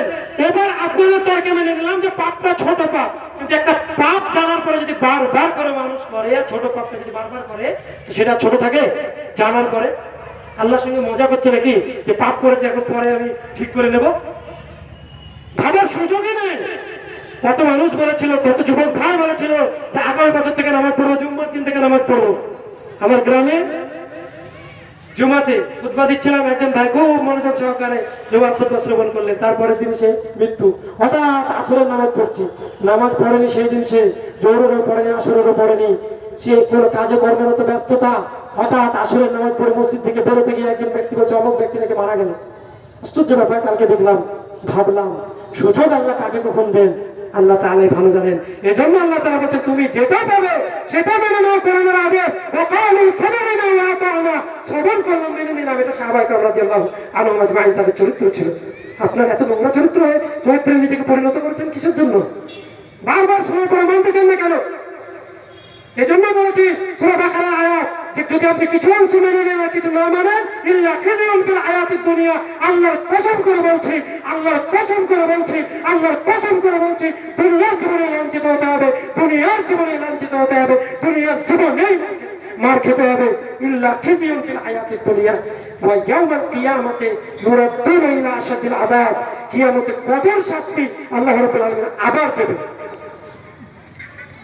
ওয়ামাল্লাহু বিগাফিলিন আম্মা তা'মালুন, তোমরা যা করছো সে সম্পর্কে আল্লাহ তাআলা মানে বেখবর নন, খবর রাখেন না তা নয়। যা করছে তাই আল্লাহ তাআলা সে সম্পর্কে সচেতন। সুতরাং সজাগ হন। গোপন প্রকাশ্য যেভাবে আপনি করেন না কেন আল্লাহ তাআলা জানেন। আজকে অনেক মানুষ গোপনে পাপ করে। একটা ব্যক্তি বলছে, একজন ব্যক্তি যে মানুষকে যে পরিমাণে মানুষ ভয় করত, ওই ভয়টা যদি আল্লাহর জন্য মানুষ করতো তো দুনিয়াটাই চেঞ্জ হয়ে যেত। প্রথমে বুঝতে পারলাম না, তারপরে ভাবলাম নিজেদের জীবনে রিয়ালাইজ করে, মসজিদে থাকতাম পড়াশোনার জীবনে, মসজিদের ইমামদের উপরে তো আপনারা কি চালান আপনারাই ভালো জানেন। রাখালের থেকেও ফেরত মনে করেন, অত অভিজ্ঞতা অর্জন করে এসেছি, সেটা আলাদা কথা, সেটা বলতেও চাইছি না। তো যে কথাটা বলছিলাম, মসজিদের বাইরে যখন হেঁটে যেতাম, মা বোনদেরকে দেখতাম একদম মুখ টুক ঢেকে, কেউ পানি নিতে এসছে তো পানির ড্রাম রেখে দিয়ে বাড়ির ভিতরে ছুটে চলে গেল, আবার আমি চলে গেলাম, তারপরে আবার যা অবস্থা তাই। ভয়টা কাকে করছে? ভয়টা যদি আল্লাহকে করতো, একটা মানুষ বিড়ি খেতে খেতে আমাদেরকে দেখে বিড়িটা ফেলে তুলে দিয়ে খুব সাধু, এবার ভয়টা কাকে করছে? তো মানুষকে মানুষ যে পরিমাণে ভয় করে, মানুষকে মানুষ যে পরিমাণে ভয় করে, অতটুকু ভয় যদি আল্লাহকে করতো দুনিয়াটা চেঞ্জ হয়ে যেত। কেমন? মেয়েদেরকে বলতে হতো না যে পর্দা করো, মৌলবি দেখে পর্দা করতে, মনে করছে পর্দাটা মৌলবিদের জন্য করো। একটা আলেম সে যদি কোরআন এবং সুন্নাহর সঠিক জ্ঞান থাকে তো মহিলা দিকে না তাকাতেই পারে। আল্লাহ তাআলা বলছেন যে ওয়াকারনা ফি বুয়ুতিকুন্না ওয়ালা তাবাররাজনা তাবাররুজাল জাহিলিয়াতিল উলা, হে মুসলিম মহিলারা তোমরা বাড়ির মধ্যে থাকো, জাহিলি যুগের মতো প্রদর্শনী করে বেরিও না। তো মৌলবি সাহেবদেরকে দেখে পর্দা করছে, আর পাশে চাচাতো ভাই, মামাতো ভাই, খালাতো ভাই, দেবর, আরো পাড়া প্রতিবেশীর সঙ্গে একদম রোমাঞ্চকর গল্প। তো মানুষকে দেখে যে পরিমাণে ভয় করছে, সেই ভয়টা আল্লাহর ক্ষেত্রে যদি প্রযোজ্য করতো। আর আরেকটা বিষয়, আয়াতটা আমার মুহূর্তে মনে নেই, আল্লাহ তাআলা পড়তে কোরআনে একটা জায়গাতে বলছেন যে ভয় যেটা, সে ভয়টা শুধুমাত্র হবে আল্লাহর জন্য। তাহলে মানুষের জন্য যদি ভয় করেন, আরেকজন বলছে ভয়টা হচ্ছে আল খাউফু ওয়াল ইবাদা, ভয় হচ্ছে ইবাদত। আর ইবাদত কারোর জন্য? আল্লাহ ব্যতিরিক্ত অন্য কারোর জন্য করা জায়েজ আছে? ইবাদত আল্লাহ ব্যতিরিক্ত অন্য কারোর জন্য করা জায়েজ আছে? হ্যাঁ, জায়েজ নাই। তাহলে ভয়টা এখানে উল্লেখ করা হয়েছে যে আল খাউফু ওয়াল ইবাদা, ভয় হচ্ছে একটা ইবাদত। তো ভয় যেহেতু ইবাদত, এই ইবাদত আল্লাহ ব্যতিরিক্ত যদি অন্য কারোর জন্য করে, শিরক হবে না? হবে না? সুতরাং ভয় আল্লাহকে করেন, মানুষকে নয়। আমি প্রকাশ্য একটা মোবাইলে গান যদি এখানে চালাই তো আপনাদের ধারণা কি আসবে? একটা গান শুনছি, কি রে কোথাকার কাকে নিয়ে আসলাম, পাগল ছাগল গান বাজাচ্ছে, ইত্যাদি ইত্যাদি কথা চলে আসবে। আমার সম্পর্কে আপনি ধারণা করলেন, তাহলে গান শোনাটা আমার জন্য জায়েজ নয়, এটা আপনি মনে করলেন চল হারাম, বিপদের একটা আশঙ্কা।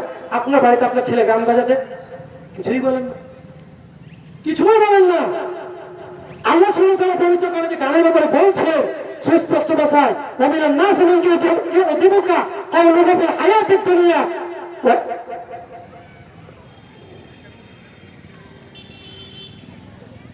আল্লাহ সুবহানাহু ওয়া তাআলা পবিত্র কোরআনে বলছেন যে পৃথিবীতে কিছু মানুষ তারা পয়সা দিয়ে অসার বাক্য, অসার কাজকে ক্রয় করবে। ومن الناس من يشتري لهو الحديث ليضل عن سبيل الله بغير علم ويتخذها هزوا أولئك لهم عذاب مهين। সম্ভবত সূরা নাহলের মধ্যে রয়েছে,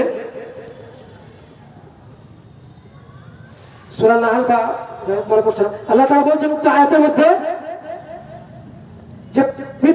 মানুষ হয়েছে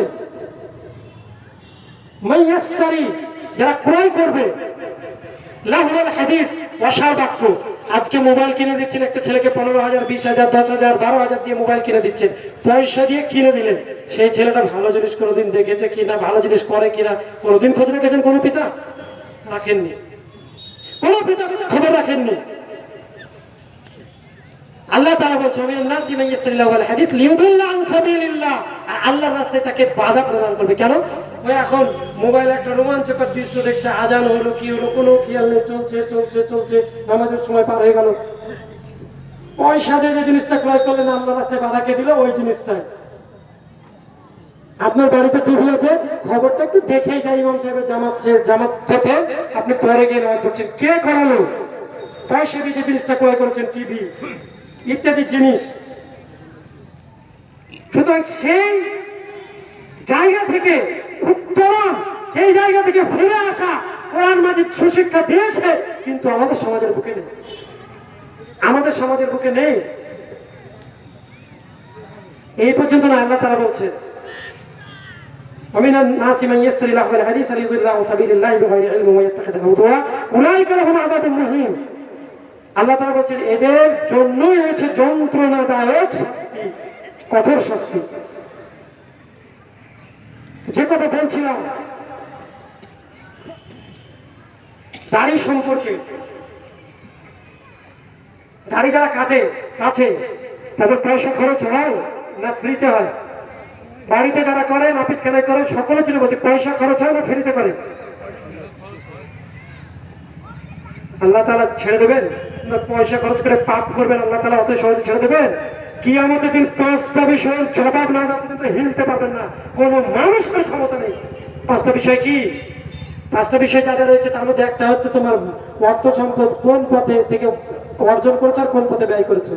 আল্লাহ তোমার চরম বিরোধিতা করার জন্য তুমি যে দাঁড়িয়ে দিয়েছিলে পছন্দই করতাম না, ওকে চাচার জন্য দিন রাত পয়সা খরচ করতাম, এটা আপনার জবাব হবে নাকি? সুতরাং যে ভাই এখানে রয়েছে, বার্তা আপনাদের কাছে এতটুকুই, আপনার ভাবনা চিন্তার দিন শেষ। আজকে বেঁচে আছেন, মানুষ আশায় বাঁচে এ কথা ঠিক, মানুষ আশায় বাঁচে এ কথা ঠিক, কিন্তু মানুষের হায়াত নিজের হাতে নেই, আল্লাহর পক্ষ থেকে ঘোষণা হলে মরে যেতে হবে। সুতরাং নিয়তকে পরিশুদ্ধ করে কমপ্লিট দাড়ি রাখার ব্যবস্থাপনা করুন। যে কথা বলছিলাম যে দাড়ি যাদের রয়েছে মাশাআল্লাহ, বয়স্ক মানুষ বা ইমানদার মানুষ, 5 ওয়াক্তের মুসল্লি,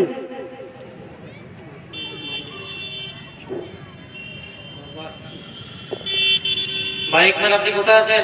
মাইক আপনি ছাড়ো, বারবার ডিস্টার্ব হচ্ছে।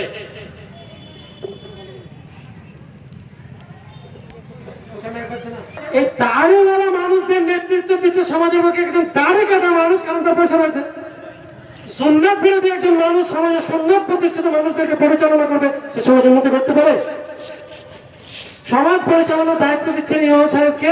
ইমাম সাহেব মসজিদে থাকার পরে যদি মসজিদ ঝাড় না করে, মৌলভী সাহেবকে বলে আপনি আজকে থেকে চাকরি ছেড়ে দেন, মসজিদটা নোংরা হয়েছে দেখতে পাননি, ঝাড় দেননি, ইত্যাদি ইত্যাদি ইত্যাদি কার্যকলাপ। তো সেই মসজিদ নিয়ে কিছু পরিকল্পনা, কিছু কথা, সেদিকে আসি। সামাজিক ব্যাধি অনেক রয়েছে, সেগুলো নিয়ে আপনারা ভাবনা চিন্তা করেন। সমাজকে পরিবর্তন করতে গেলে প্রথম স্টেপ একটা সাধারণ ভাবনা চিন্তা, আপনাদেরকে ভাবার জন্য সেই বিষয়টাকে উপস্থাপন করে যাচ্ছি। কারণ আমরা সবাই মুসলিম, আমাদেরকে সবাইকে একই বিষয় নিয়ে ভাবতে হবে। সে বিষয়টা হচ্ছে কোরআন এবং সহিহ সুন্নাহ সমাজের প্রতিষ্ঠা করা, আর অন্য কোনো উদ্দেশ্য নয়। মসজিদ জুমার দিনে জুমার বক্তব্য আর আসরের পরে কিছু ছেলে মেয়েকে পড়ানো ছাড়া আর কোনো কার্যকলাপ মসজিদের মধ্যে সংগঠিত হয়?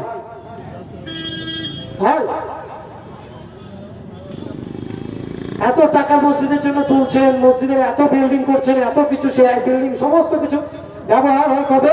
একটা দিন, সেদিনটা কবে? জুমার দিন, তাই তো? বেশি বিল্ডিং মানে কবে ব্যবহার হয়? জুমার দিন। জুমার দিনকে অন্যদিন মসজিদ খোলা হয় এটাও জানো নেই, কোনো মসজিদে নেই। আমাদের গ্রামের মসজিদে জোহরের সময় একাই আজান দিয়ে একাই নামাজ পড়ি, এর থেকে দুঃখ আর কি বলবো আপনাকে, এত ব্যস্ত। আরেকটা কথা কেউ বলে দিই, যেটা আমি বলি অনেক জায়গাতে, ওলামায়ে কেরামদের ফতোয়া অনুযায়ী, সেটা হচ্ছে যে জোহরের সালাতের আজান হলো, আর আজান হওয়ার পরে কোনো মানুষ ব্যবসা করছে, কোনো মানুষ কাজ করছে বা কিছু করছে, মনে রাখবেন আপনাকে ডাকছে কি? কোথায় ডাকা হচ্ছে, কার জন্য ডাকা হচ্ছে, কার ডাকে আপনি সাড়া দিলেন না। সুতরাং আপনার সৃষ্টিকর্তার ডাকে সাড়া না দিয়ে আপনি ওই সময় যেটুকু যে পরিমাণ যা উপার্জন করলেন হারাম, হারাম হওয়ার প্রশ্নই আসে না। শরীয়তে যে অজর রয়েছে সেই অজর ব্যতিরেকে যদি কোনো ব্যক্তি, শরীয়তে অজর ব্যতিরেকে কোনো ব্যক্তি যদি জামাত মিস করে অন্য কোনো কাজের জন্য, যে কাজটা সে করছে তাতে সফলতা আসতে পারে না। তো এই মসজিদকে কিভাবে ব্যবহার করা যায়, যে কথা বলছিলাম যে আয়াত সূরা তাওবার 18 নম্বর আয়াত, যেখানে আল্লাহ বলেছেন ইন্নামা ইয়ামুরু মাসাজিদাল্লাহি মান আমানা বিল্লাহি ওয়াল ইয়াউমিল আখির। মসজিদ প্রতিষ্ঠা করবে ঈমানদার ব্যক্তিরা এবং তারা মসজিদকে আবাদ করবে, অনাবাদের হাত থেকে মসজিদকে রক্ষা করবে। তো এই মসজিদকে কিভাবে আবাদ করা যায়? মসজিদে আপনাদের আছে এই এত বড় প্রপার্টি, কোটি কোটি টাকার প্রপার্টি এমনি এমনি নষ্ট হতে দিচ্ছি আমরা, কি করে মানে করা যায়? এতে লাভ কি পাবেন সেটা পরবর্তী বিষয়। আমরা প্রথমত লাভটাকে আগে দেখি, কাজ শুরু করার পূর্বে লাভটাকেই দেখি। আল্লাহ রাসূল সাল্লাল্লাহু আলাইহি সাল্লামকে আল্লাহ তাআলা নবুয়তের দায়িত্ব দিলেন আর বললেন তুমি কাজে লেগে যাও। মুহাম্মদ সাল্লাল্লাহু আলাইহি সাল্লাম 10 দিন কাজ করে বলেছিলেন, আল্লাহ আজ পর্যন্ত একটা মানুষও ঈমান গ্রহণ করলো না, কাজ তো কোনো লাভ পেছনে ছেড়ে দিই। লাভটাকে আমরা আগে দেখি কেন? নূহ আলাইহিস সালাম যিনি 950 বছর জীবিত থাকলেন, তার পুরো জীবনটাই তিনি আল্লাহর রাস্তায় দাওয়াত দিতে থাকলেন, কেউ হেদায়েত দিল না। আল্লাহর কাছে আক্ষেপ করে বলছে قال ربي إني دعوت قومي ليلا ونهارا فلم يزدهم دعائي إلا فرارا। হে আল্লাহ, আমি রাত্রে দিনে প্রকাশ্যে গোপনে বাড়ি বাড়ি গিয়ে মানুষের নিকটে এত দাওয়াতি কাজ করলাম, এত মানুষকে পরিবর্তন করার চেষ্টা করলাম, একজনও হলো না। আল্লাহ তুমি একটু তাদেরকে হেদায়েত দাও না। তিনি বলেননি অথচ যে আল্লাহ ফল দাও না, ফল তারা চাননি। কেন? তারা সবাই জেনেছেন যে আল্লাহ তারা যে দায়িত্ব দিয়েছেন তার ফল আল্লাহ দেবেন, সে আজও দরকার। মক্কা বিজয় ঘটেছিল না ঘটেনি? যে সম্পর্কে আল্লাহ তাআলা বলেছেন ইজা দা'a নাসরুল্লাহি ওয়াল ফাত ওয়া রাআইতান নাসা ইয়াদখুলুনা ফি দীনিল্লাহি আফওয়াজা ফাসাব্বিহ বিহামদি রাব্বিকা ওয়াস্তাগফির ইন্নাহু কানা তাওয়াবা। দলে দলে মানুষ ইসলাম গ্রহণ করেছিল, এই কথা আল্লাহ তাআলা বলেছেন গ্রহণ করবে। তো মসজিদকে ব্যবহার করার একটা সামান্যতম আমরা বিষয় ভাবলাম কি, যে মানুষকে শিক্ষা দিতে গেলে একটা স্কুলের প্রয়োজন থাকে। স্কুল মানুষকে শিক্ষা দেওয়ার জন্য আজকে দেখতে পাচ্ছেন গলিতে গলিতে আনাচে কানাচে এই মিশন একাডেমিতে ভরপুর হয়েছে। তো মিশন বা একাডেমি একটা প্রতিষ্ঠা করতে গেলে অন্তত 5 থেকে 10 বছরের প্রয়োজন রয়েছে বিল্ডিং তৈরি করতে। তারপরে শিক্ষাদানের জন্য মানুষের স্কুলে যেমন পরিবেশ দরকার, তার পাশাপাশি শিক্ষক প্রয়োজন। শিক্ষক আপনি পাবেন কোথায়? মানুষগুলোকে, যে মানুষগুলো পথহারা তাদেরকে পথ দেখানোর জন্য যে শিক্ষা দেওয়ার প্রয়োজন সেটা দিতে গেলে আপনি পাবেন কোথায়? এবং কি সিলেবাস অনুযায়ী তাদেরকে শিক্ষা দেওয়া যায় সে সিলেবাসের ব্যাপার রয়েছে। যে আমি একটা পড়াবো, সেই পড়াটা যদি ক্ষতিকারক না হয়, লাভদায়ক, তাহলে তার একটা সিলেবাস থাকতে হবে। সেই বিষয় নিয়ে আমরা আলোচনা করতে করতে আমাদের ব্রেনে একটা বিষয় এসেছে, যেটা আপনাদের সঙ্গে আলোচনার সাপেক্ষে বক্তব্যের শেষের দিকে এসে বলছি। সেখান থেকে আমাদের যেটুকু আশা করা যায় আমরা আশা করতে পারি, বাকিটা দেওয়ার মালিক আল্লাহ। আল্লাহ চাইলে দিতেও পারেন, না চাইলে নাও দিতে পারেন। নিরাশ হয়ে না, কোনো না কোনোদিন আল্লাহ তাআলা দেবেন ইনশাআল্লাহ তাআলা। তো মসজিদটাকে ব্যবহার করা যাক মানুষকে শিক্ষার জন্য। ফল কি হবে?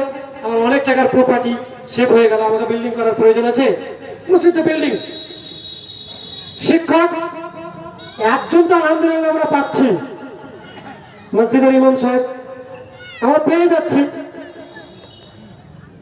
তার বেতন যদি আপনারা 5 থেকে 7,000 দেন, তো এই কাজের জন্য তার বেতনকে আরো ডাবল করে দেবেন। সাহায্য আল্লাহর কাছ থেকে আসবে, বিশ্বাস নিতে হবে। একটু আগেই বলছিলাম যে আপনারাই করছেন আল্লাহ মানি আলিমা আতাইতা ওয়ালা মুতি আলিমা মান আতা ওয়ালা পর্যন্ত তুমি কাজে। কাজী সাহার মানুষ ওই ভাবতে গিয়ে দান করতে হবে না। কাজী সাহার মানুষ বড়তে গিয়ে দান করতে হবে না। কাজী সাহার মানুষ কাজের সাথেই পয়সা খরচ করেন দিনের রাস্তায়। ইনশাআল্লাহ আজ 1 বছর পরে সমাজ কত পরিবর্তনশীল আপনারাই বুঝতে পারবেন। আমি মোশাররফ হোসেনকে ডেকে নিয়ে এসে সমাজ পরিবর্তন করতে হবে না। তো আমরা চুজ করলাম মসজিদ। কেননা আমি সাহিত্যের একজন স্টুডেন্ট, অ্যারাবিক লিটারেচার নিয়ে পড়াশোনা করছি এখনো রানিং।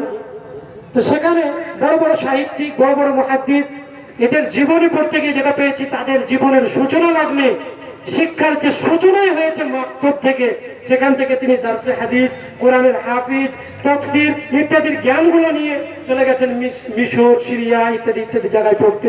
এগুলো প্রত্যেকের জীবনীতে পেয়েছি। তো আমাদের মসজিদে সেই মক্তবে সেই রকম শিক্ষা ব্যবস্থাকে মানুষকে দেওয়া যায় না? একজন যোগ্য আলেম থাকবে, সহিহ বুখারী, মুসলিম এর দার্স দেবে জনগণকে শিক্ষার জন্য, জনগণ সেখান থেকে শিক্ষা অর্জন করবে।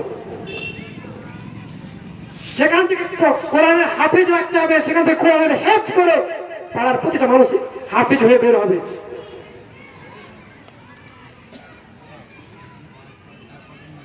একটা জায়গাতে শুনেছিলাম, তদন্ত নেই, তদন্ত ছাড়া কথা বলতে ভয় করি, তা কথাটা একটু বলি, না বললে নয়।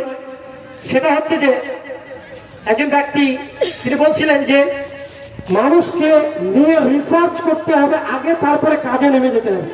মানুষকে নিয়ে সার্ভে করতে হবে আগে, তারপরে কাজে নামতে হবে। কোন মানুষের খিদে কি সেই অনুযায়ী খাবার দিতে হবে। কারণ খিদেই নেই, আপনি তাকে যত ভিআইপি খাবার দেন ঢুকবে না। আর যার খিদে আছে তাকে ডাল ভাত দিলেও খাবে। তো প্রত্যেকটা মানুষের খিদে থাকে। আপনি কেউ 10 জন দায়িত্ব নেন, 10 জন হলে 5 জন, 5 জন হলে 2 জন, 2 জন হলে 1 জন। আর বক্তব্যের পরে আমার সঙ্গে সাক্ষাৎ করে যে দায়িত্ব নিতে চান, যে আমি কাজ করতে চাই। আর যার ইচ্ছে নেই, পারবো কি পারবো না ভাবছেন, ছেড়ে দেন। পারবো এই মনোভাব নিয়ে সাক্ষাৎ করবেন, না করতে হবে না কাউকে, প্রয়োজন নেই। তো যে কথাটা বলছিলাম, এই মসজিদকে আমরা চুজ করলাম যে আমাদের প্রপার্টি খরচ করতে হচ্ছে না, অলরেডি রয়েছে, আমরাই তৈরি করে রেখেছি, ওটাকে ব্যবহার করি।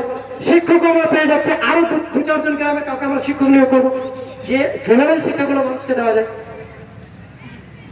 আজকে দুঃখজনক হলো সত্য, যে যুবকেরা আজকে আছে, বয়স্ক মানুষগুলোকে, তাও কিছু কিছু বয়স্ক মানুষ আছে যাদেরকে বললে ফরজ নামাজটা পড়িয়ে দেওয়ার যোগ্যতা রাখে, কিন্তু যুবকদেরকে বললে ক্ষমতাও নেই, ইমান আমান কিচ্ছু জানে না।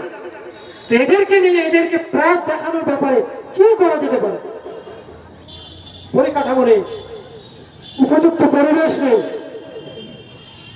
তো পয়সাগুলোকে নিয়ে ওয়ার্ডার খরচ করে, আলতু ফালতু খরচ করে, মসজিদে এসির প্রয়োজন নেই, 2টো জায়গায় 4টে এসি লাগিয়ে, টাইলস মার্বেলের প্রয়োজন নেই, টাইলস মার্বেল লাগিয়ে ইত্যাদির খরচ না করে সমাজ পরিবর্তনের জন্য একটু খরচ করার চেষ্টা করেন, আল্লাহ সুবহানাহু ওয়া তাআলা গ্রহণ করবেন ইনশাআল্লাহ তাআলা।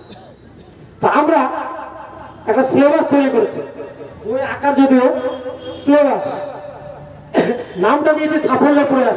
মনে করিয়েন না যে বই বিক্রি করতেছে, যে 1 টাকা দিলেও আপনাকে বই দেবো না, দিয়ে তো যাবো না। ভিড়ও লাগাবেন না যে বই দেন বই দেন, আমরা বিক্রিও করবো না, বই দেবো না। সাফল্যের প্রয়াস প্রথম খণ্ড পরবর্তীতে বের করা হবে। আমরা এই বাচ্চা বয়স থেকে যারা মসজিদের শিক্ষা অর্জন করছে, এবং বড়, বাচ্চা থেকে বড় যারা শিক্ষাটা নিতে চায়, প্রথম স্টেপ নির্ভুলভাবে কোনো ইখতিলাফ ছাড়া কোরআন থেকে কিছুটা মানুষকে দেওয়ার চেষ্টা। এই জন্য লিখেছে সাফল্যের প্রয়াস। এটাই যে সাফল্যের মাপকাঠি তা না, সাফল্যের মাপকাঠি আপনি আমি সকলে। একটু প্রয়াস আল্লাহ তাআলা যদি গ্রহণ করেন, দোয়া করবেন এতটুকুই। আজকে না হলেও এখানে আসার উদ্দেশ্য এটাও একটা বলতে পারেন, যে এটা আপনাদের সামনে বার্তাটা দেওয়া, বই বিক্রির উদ্দেশ্য নয়। তো যে কথা বলছিলাম, যে বার্তাটা দেওয়া, মসজিদ কেন্দ্রিক শিক্ষা ব্যবস্থার একটা ভাবনা চিন্তা আমরা কিছু মানুষ গড়ে তুলেছি। এটার জন্য আপনাদের এই কাজী গ্রামে যত মসজিদ রয়েছে, আমরা বলছি না এটা আহলে হাদিস মসজিদ, ওটা হানাফি মসজিদ, ওর কাছে যাবো না, এইসব নয়। প্রত্যেকটা মসজিদ আমাদের বই কেউ অ্যাকসেপ্ট করলো না করলো সেটা আলাদা কথা। আল্লাহর কাছে বলতে পারে আল্লাহ আমার চেষ্টা করেছিল মানুষকে একটু ইসলাহ করার জন্য, একটু সংশোধন করার জন্য। কেন? যদি মানুষ সংশোধন হয়, কোনো যুবক যদি সংশোধন হয়, ওই যুবক অপর মহিলার প্রেমে পড়ে আর মোবাইলে ডুবে থেকে, গেমের মধ্যে পড়ে থেকে ওই জীবনটাকে নষ্ট করবে না, ইসলাম চর্চার পিছনে লেগে যাবে। একজন যুবতী নিজের জীবনের মূল্য বুঝবে এবং জান্নাতি রমণী হওয়ার চেষ্টা করবে। এই সমস্ত প্রয়াসের জন্য, সাফল্যের প্রয়াস সমাজের পক্ষে প্রতিষ্ঠা করার জন্য, এটা আমরা তার কাছে পৌঁছবো সেই দিন যে ব্যক্তি দেখবো মসজিদের মধ্যে শিক্ষার জন্য অগ্রগামী ভূমিকা পালন করেছে, মসজিদের মধ্যে শিক্ষা অর্জন করার জন্য অলরেডি চলে এসেছে। আল্লাহ সুবহানাহু ওয়া তাআলা যদি তৌফিক দান করেন, তো আমরা ফ্রিতে তাদেরকে এই বইটা দেব ইনশাআল্লাহ তাআলা। আর যদি কেউ মনে করেন সেই শিক্ষার্থীদের মধ্যে যে আমরা কিছু দিতে পারি, সেটা তাদের ব্যক্তিগত ব্যাপার, আমাদের কোনো ডিমান্ড নেই। কিন্তু এখন স্টেজ থেকে নামার পরে যদি আপনি বলেন যে আমাকে বই দেন, কাউকে দেবো না, এই কথা বললাম, সজাগ থাকবেন, বই বিক্রি করতে আসি। তো যে কথা বলছিলাম, এই ব্যবস্থাপনা নিয়ে আমাদের একটা পরিকল্পনা হলো, এবং এই নিয়ে আমরা একটা জায়গাতে আলোচনাও করেছি। আলহামদুলিল্লাহ সেই জায়গাতে আমরা অলরেডি চালু করেও দিয়েছি। তো আপনাদের এই ব্যবস্থাপনাটাকে নিয়ে আপনারা ভাববেন যে কেমন হয়। কোনো একদিন আজকে ছাড়াও আমার মোবাইল নম্বর নেন, ডাকবেন, আমরা আসবো আপনাদের সমাজের মধ্যে, মানে যারা সমাজের মধ্যে রয়েছে সমস্ত মানুষকে নিয়ে বসে সেই পরিকাঠামো কিভাবে শুরু করা যায় মেটেরিয়ালস দিয়ে আমরা সেইভাবে চেষ্টা করবো ইনশাআল্লাহ রাজি। এবং কোনো একদিন সময় করে আমরা হয়তো আসলাম একটা স্পেশাল ক্লাস নেওয়ার জন্য, স্পেশাল ক্লাস দেওয়ার জন্য যদি আল্লাহ তাআলা তৌফিক দান করেন, আল্লাহ তাআলা যদি আমাদেরকে গ্রহণ করেন, যদি গ্রহণ না করেন তাহলে সেটা করবেন। মসজিদের উন্নতি করবে, জালসা দিচ্ছেন, মসজিদের উন্নতি করছেন, আলহামদুলিল্লাহ সুম্মা আলহামদুলিল্লাহ, কিন্তু মসজিদটাকে ব্যবহার করতে শিখতে হবে। সাহাবায়ে কেরাম রাদিয়াল্লাহু আনহুম আজমাইন তারা দিন শিক্ষা করতেন কোথায়? মসজিদে। ইতিহাস পড়েন। এবং আমরা বলছি তো এখনকার যুগেরও আমরা মুহাদ্দিসিন মুফাক্কিহিন তাদের জীবনে পড়ছি, তারা শুরুই করেছেন মক্তব থেকে। আমাদের মক্তবে দুর্ভাগ্য বলবো কি আনন্দের সংবাদ বলবো, দুটোই বলা যায়, ভাই একটাও বই নেই, কি পড়বো? বাচ্চাদেরকে ইমাম সাহেবকে তো ধরা বাঁধা রেখেছেন, এখন কি পড়াচ্ছে? আলিফ বেতে এসে জিম একে দাঁড়িয়ে রয়েছে, ইয়া পর্যন্ত পড়ে কোনো রকম কোরআনটা পড়তে পারছে, শুদ্ধভাবে পড়া হয় না। আলিফ বেতে এসে কেন বললাম? আলিফ বেতে এসে ভাবেই পড়ানো হয় গুটি কয়েক জায়গাতে, আলহামদুলিল্লাহ প্রচেষ্টার কারণে কেউ শুদ্ধ মতে পড়াচ্ছেন। আলিফ বা তা থা, আলিফ বেতে এসে ওটা হচ্ছে উর্দু শব্দ, আলিফ বা তা থা এটা হচ্ছে আরবি। তো উর্দু আরবি একসময় মিশে গেছিল, সেই জন্য এখন পৃথক হচ্ছে আবার, আলহামদুলিল্লাহ। এটাকে অনেক মানুষ মনে করে এটা নতুনত্ব, অবশ্যই নতুনত্ব। আপনি জানেন না তো আপনার কাছে নতুনত্বই মনে হবে। আপনি যে হাদিসটা জানেন না বললে আপনার কাছে নতুন মনে হবে। আর মসজিদটাকে আমরা কেন চয়েস করলাম? অন্য অনেক জায়গা ছিল, কারো বাড়ি চয়েস করে নিলে তো পারতাম। মসজিদটাকে এই জন্যই চয়েস করলাম, প্রথমে একটা হাদিস আমি বলে এসেছি, মসজিদে দিতে কারো বাঁধবে না। দেখেন আল্লাহ সাল্লাল্লাহু আলাইহি ওয়াসাল্লাম বলেন, মান বানা লিল্লাহি মাসজিদান বানাল্লাহু লাহু বাইতান ফিল জান্নাহ। যে ব্যক্তি মসজিদ নির্মাণ করবে, আল্লাহ সুবহানাহু ওয়া তাআলা তার জন্য জান্নাতে ঘর নির্মাণ করবে। দুঃখজনক হলেও সত্য, আমরা ইমানদার মানুষরা এখানে পিছিয়ে যায়। 5 তলা বাড়ি করতে পারি নিজের জন্য, কিন্তু মসজিদে দানের ক্ষেত্রে 10,000 টাকা। জান্নাতে ঘরেও ভাগ্য, মসজিদ একাই করে দিতে পারবে এরকম ব্যক্তির অভাব কাজীর সাথে আছে বলে আমার জানা নেই। অনেক মানুষ রয়েছে কাজীর সাথে যারা একাই পুরো মসজিদ তৈরি করে দিতে পারবে, মসজিদের যে কাজ রয়েছে সেগুলো করে দিতে পারবে। আর আল্লাহ রাসূল বলেছেন জান্নাতের গ্যারান্টি দিচ্ছেন, মান বানা লিল্লাহি মাসজিদান বানাল্লাহু লাহু বাইতান ফিল জান্নাহ। তবে হ্যাঁ, আপনার উপার্জনটা হালাল থাকতে হবে। মনে করছে অনেক জায়গাতে দেখি আমরা মাদ্রাসার এতে বা অন্যান্য সূত্রে দেখি যে সুদের টাকা দিয়ে মনে করে যায়, তো গড়ে শুনেছিলাম মাদ্রাসা প্রতিষ্ঠা করলে জান্নাত পেয়ে যাবো। যাক, সুদে ইনকাম করলে কি আমি 2 লাখ টাকা মাদ্রাসায় দিয়েছি জান্নাত চলে যাবো? হবে না। সুদ থেকে সম্পূর্ণ তওবা করে আল্লাহর রাস্তায় ফিরে এসে সুদ ভিত্তিক যে ব্যবস্থাপনা ছিল সেটাকে পরিত্যাগ করে আল্লাহর কাছে তওবা করে সারা জীবন ক্ষমা চাইতে হবে। আল্লাহ তাআলা ক্ষমা করতে পারেন, ওই রাস্তায় যাওয়াই যাবে না, তবে আল্লাহ তাআলা কবুল করতে পারেন। হারাম টাকা দিয়ে মসজিদ তৈরি করে আপনি জান্নাত যাবেন, এই ভাবনা চিন্তা ভুল। হালাল উপার্জন থেকে মসজিদ নির্মাণ করতে হবে। তবে দুঃখের কারণ নেই, কেউ যদি মসজিদের জন্য একটা ইটও দেন, ইনশাআল্লাহ তাআলা জান্নাতে তার জন্য কোনো না কোনো স্থান অবশ্যই আল্লাহ সুবহানাহু ওয়া তাআলা দেবেন। যে কথা বলছিলাম যে আল্লাহ রাসূল সাল্লাল্লাহু আলাইহি ওয়াসাল্লাম বলছেন, আহাব্বুল বিলাদি ইলাল্লাহি মাসাজিদুহা, আল্লাহর কাছে পছন্দনীয় প্লেস, পছন্দনীয় জায়গা হচ্ছে মসজিদ। ওয়া আবগাদুল বিলাদি ইলাল্লাহি আসওয়াকুহা, আর আল্লাহর কাছে সবথেকে নিকৃষ্টতম জায়গা হচ্ছে বাজার। আজকে দুঃখজনক হলেও সত্য, মসজিদে ইমাম সাহেব যদি একটু লম্বা কেরাত ধরে, পিছন থেকে মুসল্লি কিছু কিছু মুসল্লি আছে মানে ছোট করে, আমাকে বাজারে যেতে হবে, মানে পছন্দ আল্লাহর যে জায়গা প্লেস এটা আমার চয়েস হচ্ছে না, আমাকে এখন নিকৃষ্ট জায়গায় যেতে হবে। নিকৃষ্ট জায়গাতে গিয়ে কি করে মানুষ? কতক্ষণ থাকে? আপনার প্রয়োজনের অতিরিক্ত মানে সময় আপনি নিকৃষ্ট জায়গায় থাকতে পারবেন না। হয় মসজিদে থেকে আপনি পড়াশোনা করেন, এই জন্য বলছি যে মসজিদে পড়াশোনা করার ব্যবস্থা চালু করেন, ইমিডিয়েটলি করেন। কিছু মানুষ আছে বোকা, তারা জায়গা পায় না, খুঁজে পড়বে কোথায়, আর না হলে বাড়িতে বসে থাকে। কেন? নিকৃষ্ট জায়গায় আপনার প্রয়োজনের ব্যতিরেকে আপনি তো থাকেন না, তা বাজারে কি করে থাকছেন গো? এটা আল্লাহর সব থেকে অপছন্দনীয় জায়গা। বাথরুম সকলের কাছে, টয়লেট সবার কাছে অপছন্দনীয় না পছন্দনীয়? অপছন্দনীয়। পায়খানা ফিরে গেছে, থাকি এখানে 1 ঘন্টা বসে আরাম লাগছে, কেউ থাকে? আরে এটাকে তবুও তো নিকৃষ্ট বলা হয়নি, আপনার প্রকৃতির নেচার এটাকে ঘৃণায় পরিণত করেছে। আর আল্লাহ রাসূল বলছেন, আবগাদুল বিলাদি ইলাল্লাহি আসওয়াকুহা, আল্লাহর কাছে অপছন্দনীয় জায়গা হচ্ছে বাজার। বাজার মানে বড়িয়া নয়, আপনার যেখানে 5-4টা চায়ের দোকান রয়েছে, ওই চায়ের দোকানে বসে দিন রাত মানুষের বদনাম করছে, গীবাত করছেন, ওটাই বাজার। ওই জায়গাকে আপনাকে ইমিডিয়েটলি পরিবর্তন করতে হবে। বাড়িতে চা করে খান, চায়ের দোকানে চা করে খাওয়ার কি প্রয়োজন রয়েছে? চায়ের ব্যবসায়িকরা মনে করবে যে আমরা ব্যবসা বন্ধ করে দিতে এসেছি। আমরা ব্যবসা বন্ধ করে দিতে আসিনি। আপনার কোন ক্ষমতা আছে হক কথা বলা? চায়ের দোকান আপনি খদ্দেরকে বলেন তো দেখি আল্লাহর রাস্তায় যে দেখো আমার দোকানে বসতে গেলে চা খাবে, চা খাওয়া হবে, টাকা দেবে, চলে যাবে। তুমি এখান থেকে কোনো মানুষের কিভাবে বদনাম করবে না। তুমি তো ব্যবস্থাপনা করে রেখেছো, দেখেছো দুনিয়ার নোংরা ক্যারাম, যেখানে আল্লাহ রাসূল সাল্লাল্লাহু আলাইহি ওয়াসাল্লাম বলেছেন ওতে হাত দিলে শুয়োরের রক্তে হাতকে রঞ্জিত করা হলো। যুবকেরা ওখানে সময়কে নষ্ট করলে, দিন চর্চা করলো না, ইলম থেকে তুমি বহিষ্কার করছো। আর চায়ের দোকানে তুমি বড়াই করছো। তার মানে চায়ের দোকানে টিভি রেখেছো, সমস্ত মানুষের চরিত্রকে নষ্ট করছো। ফিরে আসতে হবে তোমাকে দিনে ইসলামের পথে। সজাগ হতে হবে সমাজকে, সামাজিক ভাবে তাদেরকে কড়া পদক্ষেপ নিতে হবে। যুবকেরা ধ্বংস হচ্ছে, যুবকদেরকে সজাগ পথে ফিরিয়ে নিয়ে আসতে হবে। যুবকেরা গেম নিয়ে মেতে গেছে আজকে। আপনি যদি পড়ার ব্যবস্থাপনা করতেন আর পিতা হয়ে মসজিদ সঙ্গে সঙ্গে হাত ধরে নিয়ে আসতেন, মসজিদে পড়াশোনার পরে পরিকাঠামো থাকতো, তাহলে ও অটোমেটিক জেনে যেত যে আমাকে বাড়িতে থাকা হবে না, মসজিদ যেতে আমি পড়তে হবে। পড়াতে আমরা কি নেবো? অন্যান্য স্কুলের মতো আমরা ফার্স্ট সেকেন্ড থার্ড সেখান থেকে বাছাই করবো, তাদেরকে পুরস্কৃত করবো, কেন উদ্বুদ্ধ করার জন্য দিন ইসলামটাকে তারা চর্চা করুক, পড়ুক। কিন্তু নেই। তো সেই ব্যবস্থার জন্য আমরা এই একটা একটু চেষ্টা করেছি। আপনারা চেষ্টা করেন আপনাদের এই জায়গাতে। আমি আমার সময়ের দিকে লক্ষ্য রাখছি, সময় আমার প্রায় শেষের দিকে। আর কিছু আছে, ওই কিছু সময়টা আমি অতি বাস্তবতা একটা দিকের দিকে একটু নেমে যাব। নেমে গিয়ে আমার বক্তব্য আমি ইনশাল্লাহ আমার আজিজ কমপ্লিট করবো। এই কথাটা আমি এবার অনেক কথা থাকলে ভুলে যাই, মনে থাকে না, তো ভুলে যাবো বলে এটাকে অগ্রিম বলে রাখলাম। আমাদের চিন্তা ভাবনার মধ্যে ভুলও থাকতে পারে, এটা আমাদের চিন্তা ভাবনা যে এইভাবে মানুষকে শিক্ষা দেওয়া, শুধু কোরআন নয়, দার্সে হাদিস হবে, আরো বিভিন্ন ধরনের। সেই জন্য খরচ কাদিসার মানুষ কাদির সাথে করবে, পড়ুয়ার মানুষ পড়ুয়াই করবে। এই সমস্ত জায়গায় গিয়ে সমস্ত জায়গায় মানুষকে সজাগ করা। আশা করছি আপনারা এটাকে গ্রহণ করবেন। আল্লাহ সুবহানাহু ওয়া তাআলা আমাদের প্রত্যেককে এই বিষয়টাকে অ্যাকসেপ্ট করে সেই অনুযায়ী আমল করার তৌফিক দান করে। আল্লাহুম্মা আমিন।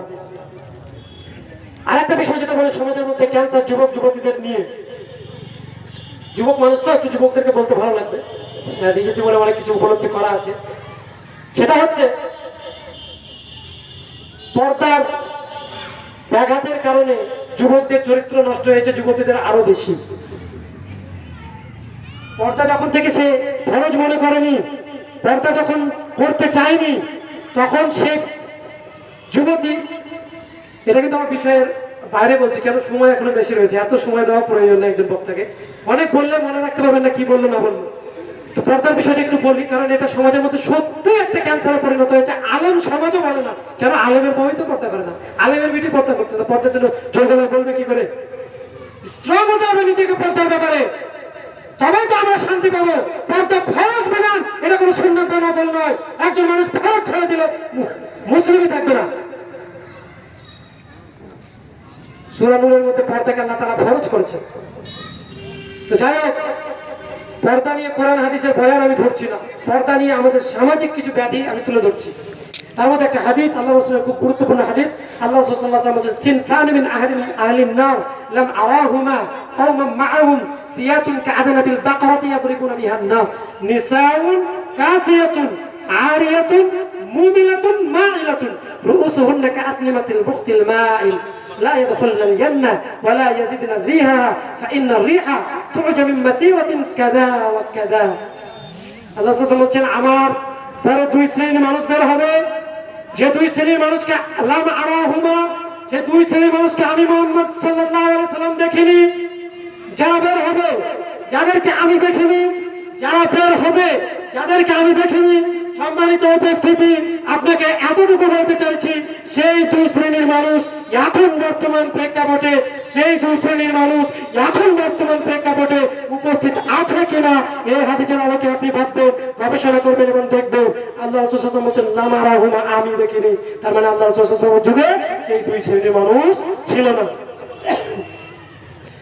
কওমান মাআহুম, এক শ্রেণীর মানুষ হচ্ছে সিয়াতুন কাআদনাবিল বাকরাতি ইয়াদরিবুনা বিহান নাস, যাদের হাতে ক্ষমতা থাকবে, ক্ষমতার চাবুক থাকবে, ক্ষমতার লাঠি থাকবে, ক্ষমতার লাঠি দিয়ে মানুষকে প্রহার করবে, যেমন করে একজন রাখাল তার গরুকে প্রহার করে।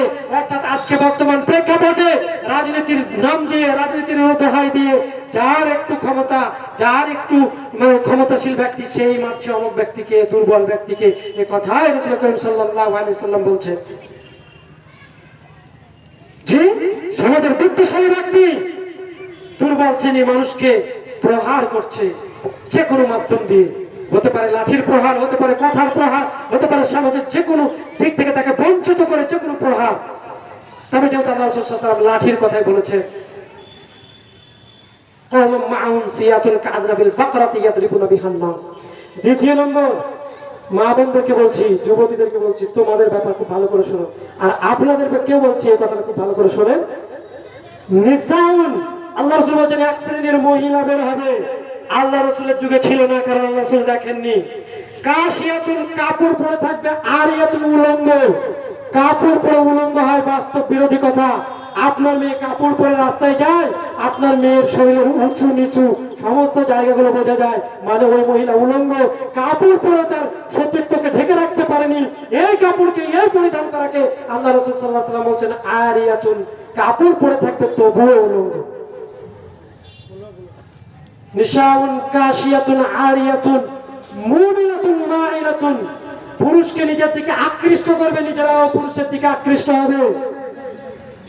মাইলাতুন রুউসুহুন্না কাসনিমাতিল বুখতিল মাইল। কেন, কিভাবে আকৃষ্ট হয়? সে যে গিয়ে রাস্তা দিয়ে বেরোনোর সময় দেখবেন চুলটাকে একবার এমনি করলো, মানে পুরুষেরা তার দিকে তাকা, ওড়নাটাকে একটু উপরে ছিল তো একটু নামিয়ে নিল, এই জায়গাটা যেন দেখা যায়, যুবকেরা তার দিকে তাকা। ধ্বংস করছো তুমি যুবক সম্প্রদায়কে, সজাগ হও। আল্লাহ রাসূল সাল্লাল্লাহু আলাইহি ওয়াসাল্লাম কঠোর ভাষায় তোমাদের ব্যাপারে আল্লাহ রাসূল সাল্লাল্লাহু আলাইহি ওয়াসাল্লাম বলেছেন, কওমুম মাআহুম সিয়াতুন কাআযনাবিল, আল্লাহ রাসূল নিসাউন কাশিয়াতুন আরিয়াতুন মুমিনাতুন মাইলাতুন। আর নিজেরা আকৃষ্ট হয়েছে পুরুষের প্রতি। কেন? পুরুষ যখন তাকে দেখছে তখন সেও ভাবছে আমি, আমার দিকে একটু বেশি আকৃষ্ট হচ্ছে, আমিও হই। তখন চোখে তাকাচ্ছে একদম ভিআইপি ভাবে, আর একবার জামার দিক টানছে, একবার এই দিক টানছে, একবার টাইট করে ধরছে, শরীরের আকৃতিটা বুঝিয়ে দিচ্ছে। লা ইয়াদখুলুল জান্নাহ, এটা আপনার মেয়ে, আপনার মা, আপনার বোন। আল্লাহ রাসূল সাল্লাল্লাহু আলাইহি ওয়াসাল্লাম কঠোর ভাষায় উল্লেখ করেছেন, লা ইয়াদখুলুল জান্নাহ, এরা জান্নাতে প্রবেশ করবে না। জাহান্নামী মহিলাকে নিয়ে আপনি বসবাস করছেন। লা ইয়াদখুলুল জান্নাহ, জান্নাতে তো যাবে না, যাবে না। ওয়ালা ইয়াজিদুনা রিহা, জান্নাতের সুগন্ধি পাবে না। ওয়ালা ইয়াজিদুনা রিহা তুরজা মিন মাতি, ফালা ইয়াজিদুনা রিহা তুরজা মিন মাতিরাতিন কাদা ওয়া কাদা। জান্নাতের সুগন্ধি পাওয়া যায় অনেক অনেক অনেক দূরত্বের পথ থেকে। অত দূরত্বের পথ থেকে ওই জান্নাতের সুগন্ধি পাবে না, জাহান্নামের কত অতল তলে তলিয়ে থাকবে। দেশ শুধু কিনে দেওয়ার নামপিত নয়। আরো একটু বলি আপনাকে, আপনি তো এতক্ষণ ভাবছিলেন যে এটা তো মেয়েদের ব্যাপার গেল, আপনার মেয়ের এই ড্রেস পোশাককে সাপোর্ট করে আপনি কম কম রেখেছেন কোথায়? আপনি নিজেকে জাহান্নাম থেকে মুক্ত করলেন কোথায়? আল্লাহ রাসূল সাল্লাল্লাহু আলাইহি ওয়াসাল্লাম বলছেন, এক ব্যক্তি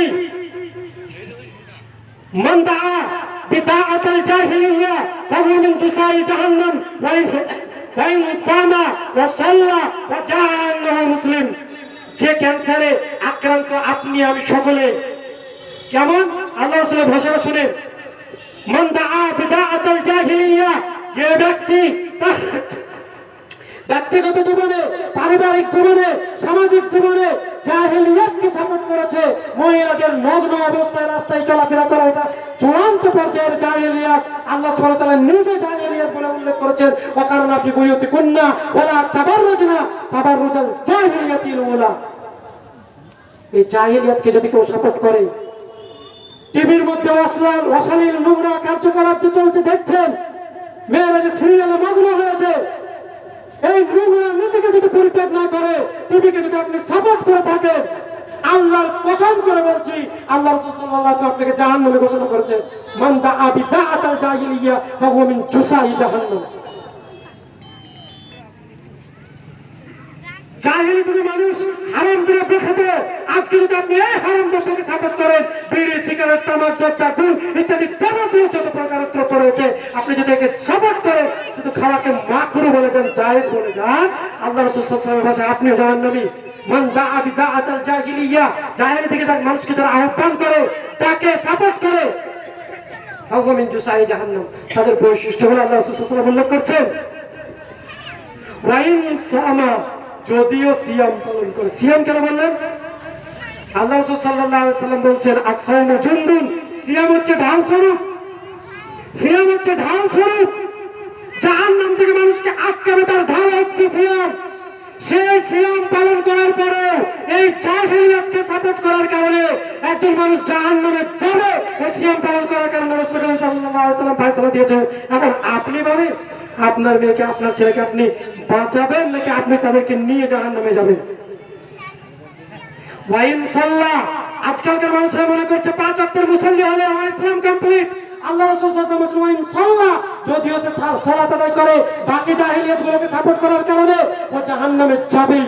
ওয়া জাআল্লাহু মুসলিম, নিজেকে পাক্কা মুসলিম বলে যদি দাবি করে তবুও সে জাহান্নামে যাবে। সুতরাং এই জাহিলি প্রথাকে পরিত্যাগ করে। আজকালকার মহিলাদেরকে নিয়ে কবি একটা খুব সুন্দর কবিতা রচনা করেছেন। কবিতার মধ্যে তিনি বলছেন, আজিকার জামানার আধুনিকা বামা, আব্রু ঢাকিছে তার ন আঙুল জামা। বুক খোলা পেট খোলা আধা বারো আনা, লুটাইয়া পড়ে তার অঙ্গের সীমানা। পার হতে গিয়ে থমকিয়া যায়, লাল নীল ছায়া তার ধুলাই লুটায়। লজ্জাহীনা সজ্জাহীন শয়তানি আঁখি, সেনারীরে গিলে খেতে রাখে না কো বাকি। এই কবিতা থেকে কি বুঝলেন? একদম খোলামেলা গ্রাম্য ভাষায় যা চলে, আমি গ্রামের ছেলে এই ভাষায় উল্লেখ করছি। সমাজ পরিবর্তন, কোন মানুষ ভাবে না যে সমাজকে পরিবর্তন করতে হবে। আজব ব্যাপার, সবাই চলছে এক আবেগে, আবেগের স্রোতে ভাসছে। ইসলামকে নিয়েও আবেগ হবে না। কবি বলছেন, আজিকার জামানার আধুনিকা বামা, আজকের বর্তমান যুগের আধুনিকা মহিলা, বামা শব্দের অর্থ হচ্ছে মহিলা, আবরু ঢাকিছে তার ন আঙুল জামা। শরীরটা তার পুরো আবরুটাকে ঢাকছে ন আঙুল জামা দিয়ে। বুক খোলা পেট খোলা আধা বারো আনা, বুক খোলা পেট খোলা, যেটুকু ঢেকেছে সেটুকু মানে পরিপূর্ণ ঢাকতে পারেনি, আধা বারো আনা। লুটাইয়া পড়ে তার অঙ্গের সীমানা, তার পুরো অঙ্গ প্রত্যঙ্গ থেকে খালি রসকতা ঝরে ঝরে পড়ছে। পার হতে গিয়া থমকিয়া যায়, পার হতে গিয়ে থমকিয়া যায়, লাল নীল ছায়া তার ধুলাই লুটায়। আশ্চর্য ব্যাপার, এটা বুঝতে পারছিলাম না। পার হতে গিয়ে থমকিয়া যায়, লাল নীল ছায়া তার ধুলাই লুটায়। ধুলাই লুটানো তো ভালো, একটা মহিলার পায়ের পাতা ঢাকতে হবে, তা থেকে আরো নিচে গেলেই তো ভালো। তাহলে কবি কেন এমন ভাষা বললেন? এটা কবিতা বলছি, কবি কেন এমন ভাষা বললেন? আসলে ছায়াটাকে সে বের করেছে না, নিচের দিকে ঝুলাতে গিয়ে নাভি বের করে বসেছে। বুঝতে পারলেন না? লাল নীল ছায়া তার ধুলাই লুটায়। লজ্জাহীনা সজ্জাহেরি, ওর লজ্জাই নেই, সজ্জাহেরি শয়তানি আঁখি, সে নারীরে গিলে খেতে রাখে না কো বাকি। যে সমস্ত পুরুষদের চোখগুলো হচ্ছে শয়তানের, শয়তান যাদেরকে মানে গ্রাস করে ফেলেছে, ওই শয়তানের চোখ দিয়ে ওই নারীর অঙ্গ প্রত্যঙ্গের কোনো জিনিস গিলে খেতে রাখতে বাকি রাখেন। তার একটা বাস্তব উদাহরণ দিই। কোন যুবক ভাই বিয়ে হয়েছে, বিয়ে হওয়ার পরে সে ভাইটা ধরো একদিন তার বন্ধুদের পাশ দিয়ে তার স্ত্রীকে নিয়ে যাচ্ছে। খোলা আছে তার স্ত্রী, বেশি কিছু খোলা নেই, এখনকার প্রেক্ষাপটে যা খোলা থাকে।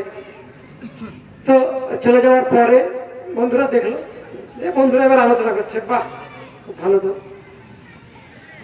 এবার ভাষাটা শুনেন, ফোন করে যে ভাষা উল্লেখ করছে, আপনার বন্ধু কি বলছে আপনার স্ত্রীকে, আর আপনি মজা নিচ্ছেন। ভাষাটা শুনেন, নিজে কানে শোনা, কেমন ভাষা ইউজ করে। ভালো বন্ধুকে ফোন করে কি বলে, বন্ধু মালটা খুব ভালো পেয়েছে, আউযু বিল্লাহি মিনাশ শাইতানির রাজিম। আপনার স্ত্রীকে মাল বললেন, আপনার শরীরের রক্তে এত রক্ত, অন্য জায়গাতে রক্ত ছড়িয়ে ফেলছেন, আর পর পুরুষকে দেখাচ্ছেন, মজা নিচ্ছে, আর আপনার মাকে, আপনার বোনকে, আপনার স্ত্রীকে মাল বলে সম্বোধন করছে। আপনার শরীরে রক্ত থাকা উচিত, এ থেকে সম্পূর্ণরূপে মুসলিম উম্মাহকে পর্দায় আবদ্ধ করা আপনার উচিত। আপনি কি বললেন? হাসলেন, বন্ধুরা খুব ভালো বলেছে। তো যারা মাল বলে উল্লেখ করলো, ওই ছেলেরা তাদের চরিত্র ভালো, আপনার স্ত্রীকে ঠিক রাখবে, নিজের চোখ দিয়ে পুরো হৃদয়টাকে ভোগ করে নেবে। এই চোখ সম্পর্কে কবি বলছেন, লজ্জাহীনা সজ্জাহীন, ও তো লজ্জাহীনা, ও তো সাজছেই, সাজতে ফাঁস শয়তানি আঁখি, যাদের চোখগুলো শয়তানের, সে নারীরা গিলে খেতে রাখে না কো বাকি, সে নারীকে চিবিয়ে খেয়ে নিতে বাকি কিছু রাখে না। এই ভাষা আজকে উল্লেখ হচ্ছে, আর মজা নিচ্ছ যুবক তুমি। কাল কিয়ামতের মাঠে আল্লাহ তাআলা যদি জিজ্ঞাসা করেন আলা কুল্লুকুম রাঈন ওয়া কুল্লুকুম মাসউলুন আন রাইয়াতিহি, তোমরা প্রত্যেকে দায়িত্বশীল, নিজ নিজ দায়িত্ব সম্পর্কে জিজ্ঞাসা করা হবে যে তোমার স্ত্রীকে পরপুরুষেরা দেখলো কেন, তুমি কি দেবে? আসলে কি জানেন, আসলে দুর্বলতা ওটা নয়, মেয়েরাও জানে না তাদের মর্যাদা কি, আর পুরুষেরাও জানে না। মেয়েরা হচ্ছে অত্যাধিক দামি বস্তু। আল্লাহ তাআলা অত্যাধিক দামি বস্তু বলে উল্লেখ করেছেন। দামি বস্তু না হলে প্যাকেটে থাকে না, তাদেরকে প্যাকেটে রাখার কথা বলেছেন। মেয়েরাও জানে না, মনে করছে খোলামেলা থাকলেই ভালো। খোলামেলা বস্তু নোংরা আবর্জনা পড়বে, এটাই বাস্তবতা। ব্র্যান্ডেড কোনো জিনিস খোলামেলা অবস্থায় বিক্রি হয় দেখেছেন? তো মুসলিম মহিলারা হচ্ছে ব্র্যান্ডেড। আমার একজন হিন্দু বন্ধুর সঙ্গে গল্প হতে হতে আমি বললাম, তোমরা মনে করতে পারো তোমাদের মা বোনদেরকে যে আনব্র্যান্ডেড, যে দেখছে দেখুক, যে মন সে কারো চয়েস হলে নিয়ে যাবে, নাহলে নিবে না, এরকম ভাবতে হবে। কিন্তু আমরা আমাদের মা বোনদেরকে ব্র্যান্ডেড ভাবি, আল্লাহ তাআলা ব্র্যান্ডেড বলে উল্লেখ করেছেন, তাই তাদের জন্য এই ব্যবস্থা। বোরখা নিয়ে জিজ্ঞেস করছিল যে ব্র্যান্ডেডকে আবদ্ধ করে রেখেছি, এখন কাউকে নিতে গেলে একটু সামান্য ওর দেখার ব্যবস্থাপনা করা আছে, ইসলাম জায়েজ করছে, মুখমণ্ডল দেখবে, এবার নিতে গেলে টাকা দিয়ে কিনে নিয়ে যেতে হবে, নিয়ে পালিয়ে যাবে, ওই সুযোগ ইসলাম রাখেনি। হ্যাঁ দেখেন, যে মহিলা রাস্তায় ঘুরে বেড়াচ্ছে ওই মহিলাকে পরপুরুষ টেনে নিয়ে পালাচ্ছে। এই যে পর্দাশীল মহিলাকে টেনে নিয়ে পালায় না, কারণ ও ব্র্যান্ডেড, ওকে ব্র্যান্ডেড হিসাবে নিয়ে যেতে হবে। মর্যাদা দিতে শিখুন, মর্যাদা গ্রহণ করতে শিখুন। সুতরাং আমার টাইম একদম শেষের দিকে, আমি টাইমের 1 মিনিটও বেশি নেব না বলেছেন, ইনশাআল্লাহ তাআলা আমি নেবও না। তো শেষ পর্যায়ে এসে যে কথা বলছিলাম, যে সমস্ত বিষয়গুলো আমি আলোচনা করলাম, সমাজ যে পরিবর্তন ও পরিবর্তন করবেন তার জন্য মূল কাঠামো যেটা দেওয়া, সেটা হচ্ছে শিক্ষা ব্যবস্থা। আর এই শিক্ষা ব্যবস্থা নিয়ে যে পরিস্থিতি বা পরিবেশকে নিয়ে যতটুকু ভাবনা চিন্তা করেছি, এটাকে বাস্তবে রূপ দিতে গেলে আপনাদের কাজিরচা গ্রামবাসীর সাহায্য সহযোগিতার প্রয়োজন।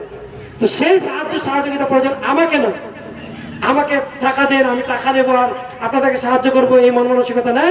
আল্লাহ সুবহানাহু ওয়া তাআলা কোনদিন না নেন, এই দোয়া আপনাদেরকে যেটা বললাম সেই কাজটুকু করেন, যোগাযোগ করবেন, ইনশাআল্লাহ তাআলা আমরা মেটেরিয়াল যতটুকু আমাদের, আমরা বললাম সাফল্যের প্রয়াস, একটু চেষ্টা আমরা পৌঁছে দেওয়ার চেষ্টা করবো। আর আপনারা অবশ্যই লেগে থাকেন, কেউ একজন ব্যক্তি দায়িত্বশীল হন। আল্লাহ তাআলা আমাদের প্রত্যেককেই ইসলাম এবং ঈমান দুটোকে বুঝে সঠিক ঈমান নিয়ে পৃথিবীর বুক থেকে চলে যাওয়া এবং ইসলামের উপরে পরিপূর্ণভাবে অটল থাকার আল্লাহ রাব্বুল আলামিন তৌফিক দান করেন। اللهم آمين. اللهم أرنا الحق حقا وارزقنا اتباعه وأرنا الباطل باطلا وارزقنا اجتنابه. اللهم يسر أمورنا ونور قلوبنا بالكتاب والسنة. أقول ما تسمعون. اللهم أعز الإسلام والمسلمين وأذل الشرك والمشركين ودمر أعداء الدين. أستغفر الله لي ولكم ولسائر المسلمين فاستغفروه إنه هو الغفور الرحيم. السلام عليكم ورحمة الله وبركاته. হাদিস এবং কোরআন থেকে নির্ভেজাল কথা পাঠাতে দিবেন, আর সেই কথা ফলে আমি আমার সমাজ ছেলেরা প্যান্ডেলে প্রবেশ করুন এবং মহিলারা পর্দার সাথে এসে